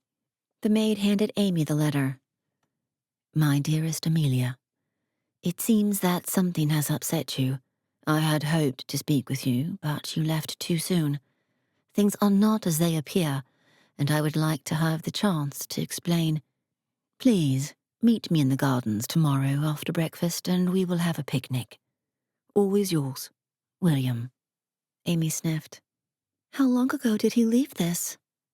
He handed it to me as I was climbing the stairs. He said it was imperative that you get it tonight. Thank you. Amy dropped back onto her bed. Please wake me at sunrise. The maid curtsied. Yes, milady. Amy rolled over, still holding the letter. She traced his writing with her finger. The letters were elegant, much better than most guys' writing she'd seen back home. She set the paper on the table next to her bed, took out her contacts, and blew out the lantern. 2 more days and she would leave here, no matter what the outcome of the meeting in the morning was. Either way, she would be leaving William behind. She just hoped that it would be on a good note. The sky was overcast as Amy made her way out to the gardens. She'd been too excited to have breakfast, and while she was kind to Emery, she sensed the strain that had come between them. It was really too bad. Emery was a nice guy, but he wasn't the one who had her heart. The gardens were quiet since most of the guests were still eating. Amy had to close her eyes a few times to remember the directions to their spot. She'd thought of bringing her phone with her, but decided against it when she saw the clouds in the sky. She had 2 more turns when she thought she heard voices up ahead of her. Strange. William brought someone with him? Her pace slowed, trying to hear what they were saying, but all that came through the dense bushes was the murmurings of 2 voices. The last corner. Amy stopped, waiting to see if someone else spoke. When it was quiet, except for the humming of William's voice, Amy grinned and stepped around the corner. Georgiana had her hands on William's face, kissing him. William pulled away, guilt spread across his face as he met Amy's eyes. Amy backed up, her heart ripping in 2.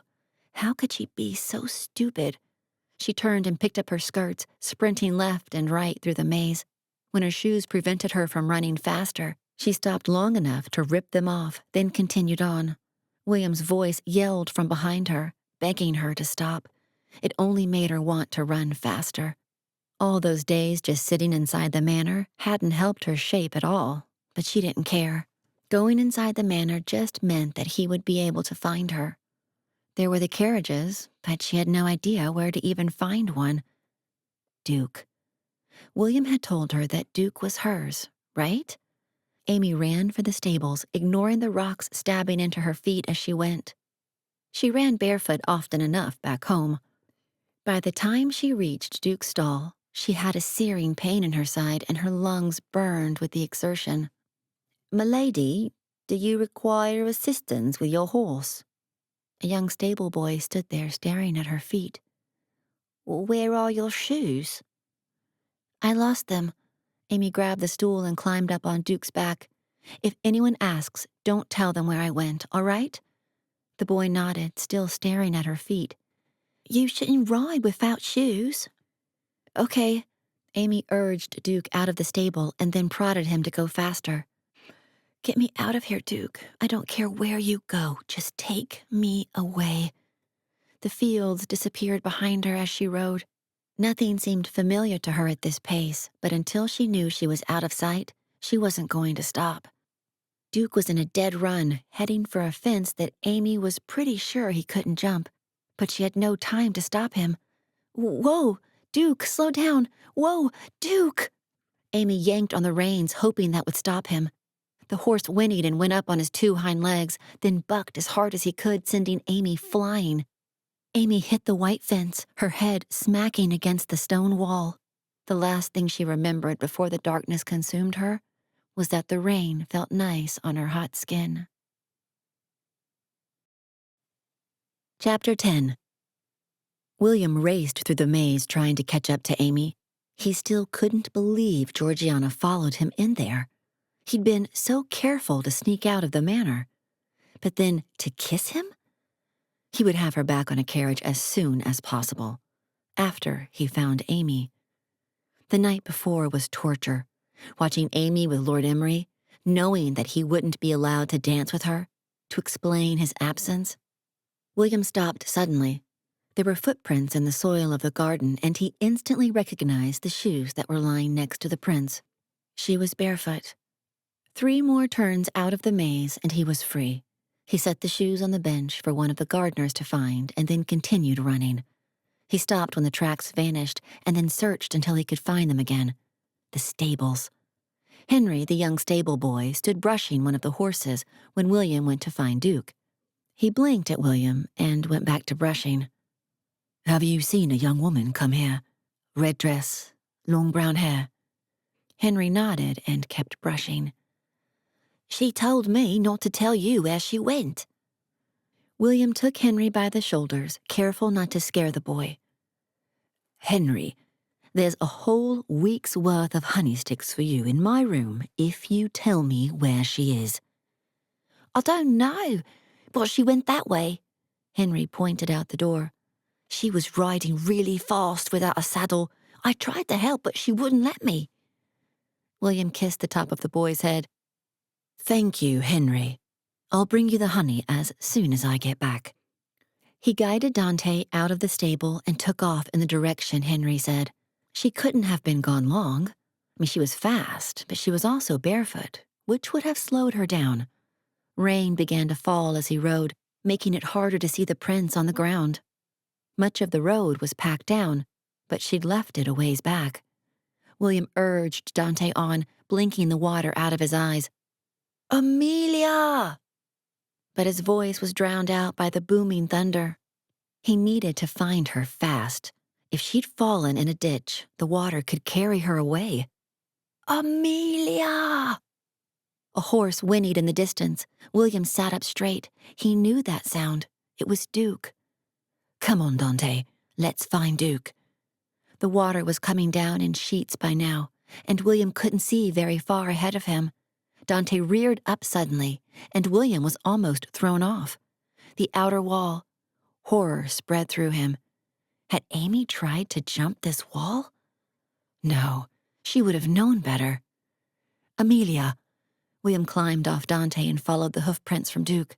A flash of red came into view. "Amelia, no." Amy lay on the ground, unconscious. Blood matted her hair, but he found a pulse. William scooped her up and hefted her up and over the back of Dante, then climbed on behind her. He did his best to pull her up so she was cradled in his arms, then urged Dante to go back home. Duke obediently followed after them, anxious to get out of the rain. Instead of going to the stable, William went to the front steps. He laid her back over the horse and then climbed down so he could take her inside. William's arms screamed at him, but he refused to let go of her until he could lay her on a couch. He looked up at the nearest servant standing there wringing her hands. "Go find Nellie, now, and keep everyone else away from here." Amy stirred, but continued to sleep. William moved her hair to see if there was another cut, but it appeared there was just the one. It was deep, and had started bleeding again now that they were in the warm manor. William tore off the bottom part of Amy's underskirt and put pressure on the wound. Where was his aunt? Surely they could have found her by now. He searched for something to put over Amy, but there were no blankets or tapestries in the vicinity. He should have thought about that before sending everyone off.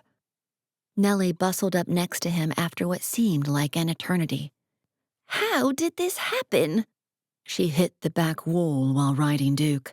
William pulled the cloth away. Blood oozed out, and he quickly covered it again. I need you to heal her.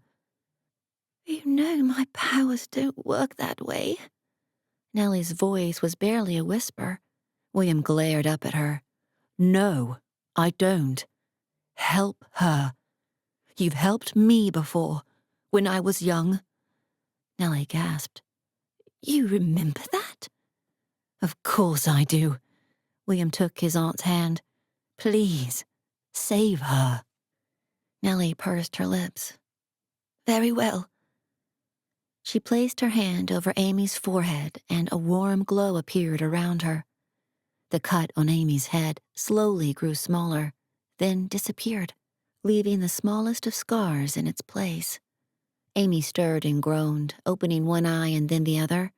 When she saw William, she gasped and quickly sat up. What happened? You fell off your horse. William took her hands in his and realized she was still freezing. Do you feel okay enough to walk? Why wouldn't I? Amy stood and held her head. Oh, man. Maybe not. William put an arm around her. I'll help you upstairs so you can change. Nellie placed her hands on her hips, frowning. William, I think you'd better... No, Aunt Nellie. I will not leave her. You can tell Lady Georgiana that she will be picked up this afternoon to return back to her manor. William turned and helped Amy up the steps, ignoring the death stare that was pointed at his back. Why are you sending her away? Amy's voice was groggy. I thought you were in love with her. William stopped in front of Amy's room and placed a hand on Amy's cheek. There is only one person I care about. I tried to tell you this morning, but then she followed me. Amelia, I love you. I don't know what I'll do without you when you leave tomorrow. Amy smiled, her eyes lighting up. You love me? More than you will ever know. Now, go change. We don't have a lot of time to catch up before you leave. William opened her door and stepped back. Amy went inside and stopped. William? Yes. I love you too. The day of the full moon was always one of both celebration and sadness. William would help get the ball ready for the new arrivals, while others left for their estates, making room for new guests. This time, though, William sat next to Amy in the Hall of Portraits, wishing this day had never come. What a fool he'd been to leave for so long just to appease his aunt, to keep a promise to his mother whom he'd never met. All that time he could have spent with his Amelia, getting to know her and finding out as much about the future as she would tell him. Are you ready to go back to your new job? William traced her hand with his finger. She shook her head. I don't know what I want anymore. I was all ready to conquer the world, but then, doing all those experiments with you and Edmund, it made me realize how much I miss my old major. One thing I have learned this last month is that sometimes you have to forget what others wish for you and do what your heart desires. Amy frowned. What do you mean? Your father has a law practice, correct? Well, yes, but that has nothing to do with why I went into law. Amy stood. I wanted to fix things, like we did in London. I got to actually help people. William pulled her back down next to him. Your father never told you that he wished you would do the same thing he did? No. Yes. Amy rubbed her head where the scar was. He never pushed me, though. Voices came from the hallway, and William jumped up, guilty that he was in here without permission. He pulled Amy out of the room, and they stayed in the dark until Nellie passed them with Eloise and Tanya. And you two are sure you want to stay here? Nellie asked. Yes. The thought of leaving Alfred just breaks my heart, Tanya sniffed. I'll miss my family, but I feel like I belong here. Nellie hugged her tightly. Then go back down to the party. We'll provide everything you need here, and I'll send a message through to your family to let them know everything is all right. Eloise? Eloise bit her lip, glancing between Tanya and the portraits. I want to go home. I miss my family.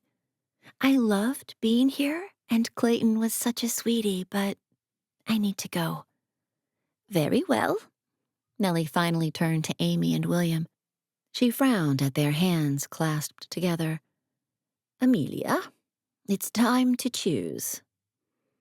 Amy's eyes filled with tears. As much as I want to stay, I need to go. I can't stay here. You'd leave William behind? Nellie asked, surprised. I don't want to leave him behind, but you said he has to stay here. Amy choked back a sob and hid her face in William's suit coat. William hesitated before putting his arms around her to comfort her. He's free to go. Nellie's voice was soft. William froze. Surely he'd heard wrong. But then Amy pulled him into a hug and kissed him. I can go? Nellie placed her hands on his cheeks and kissed his forehead. I can see how much you two care for each other, and I think your mother would be happy for you. I will keep in contact with you. Have you helped me from that side? William stood in a daze as the portraits came to life. Nellie took down Amy's portrait and hung another one in its place. The two of them together. That portrait came to life as well, swirling and pulling him in. Amy held tightly to him, and William kept his arms around her, hoping, praying that it wasn't a dream. Except that dreams weren't this painful. He felt stretched and squished at the same time, his stomach going queasy. Amy and William landed hard on the marble floor of the manor. At first, William thought something had gone wrong, but then he noticed subtle differences. Everything was older, more worn.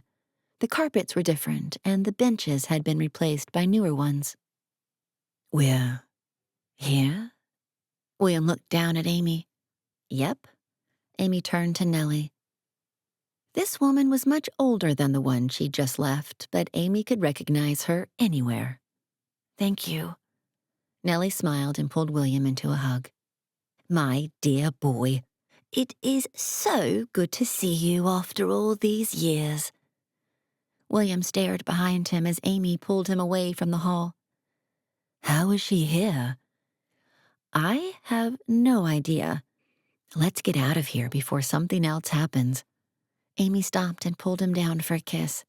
When she finally let him go, her eyes danced. Are you ready for my world? William grinned. I've never been more ready for anything. William stared at the London lights in awe as they climbed out of the strange carriage that moved without horses. Bright flashing lights in Piccadilly Circus made it look completely different. How are you doing? Amy slid an arm around his waist. Everything is just so bright and exciting. Can we go back in one of those taxis again? Or maybe a train?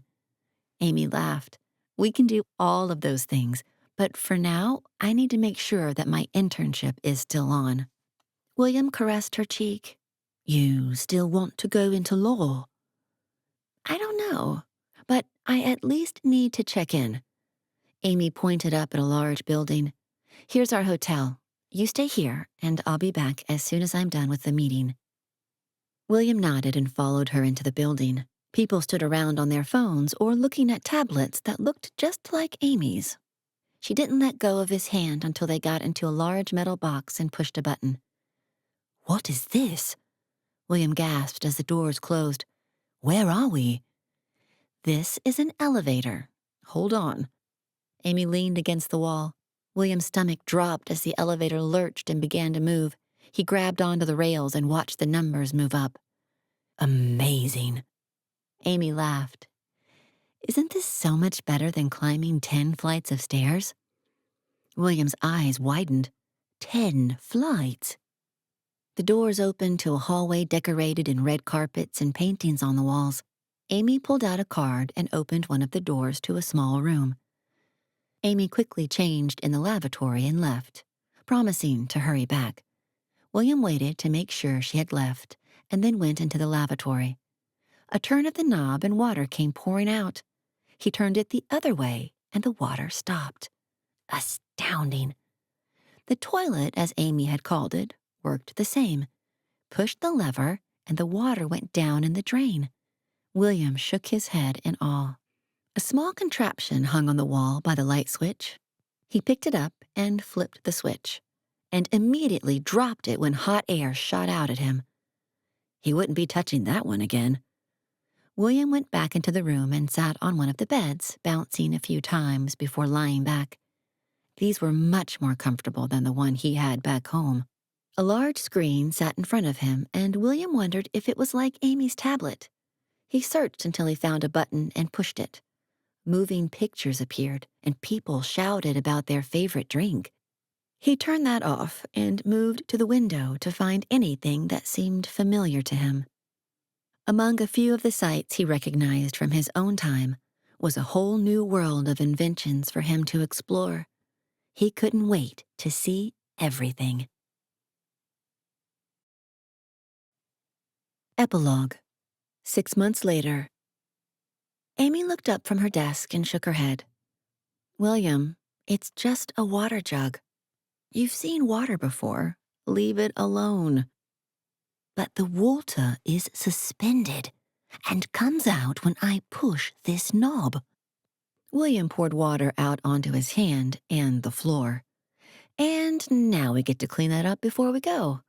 Amy set her pen down and laughed. She tossed him a roll of paper towels. One of these days, you're going to get used to everything. William rolled out the paper and tore it off. Not until your world stops inventing so many amazing things. Towels on a roll.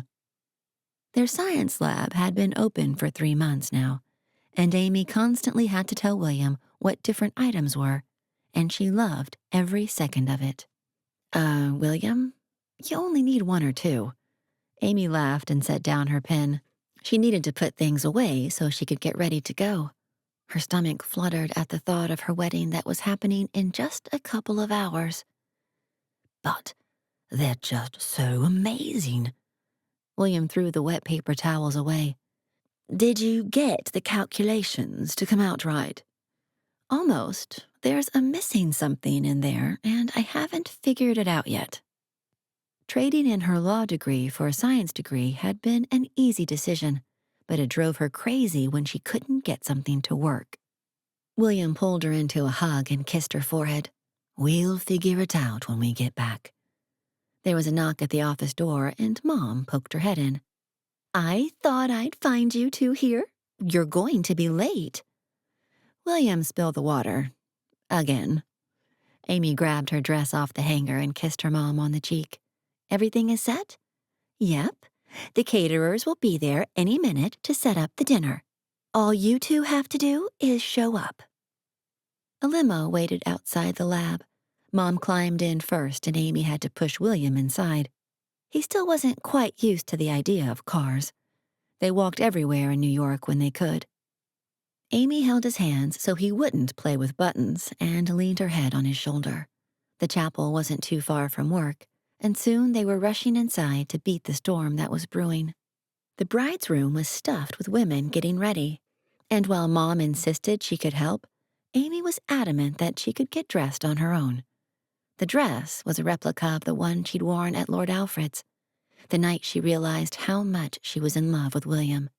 And as she walked down the aisle moments later, she had to smile at the tuxedo that William wore. He'd insisted on the ascot, and Amy was totally okay with that.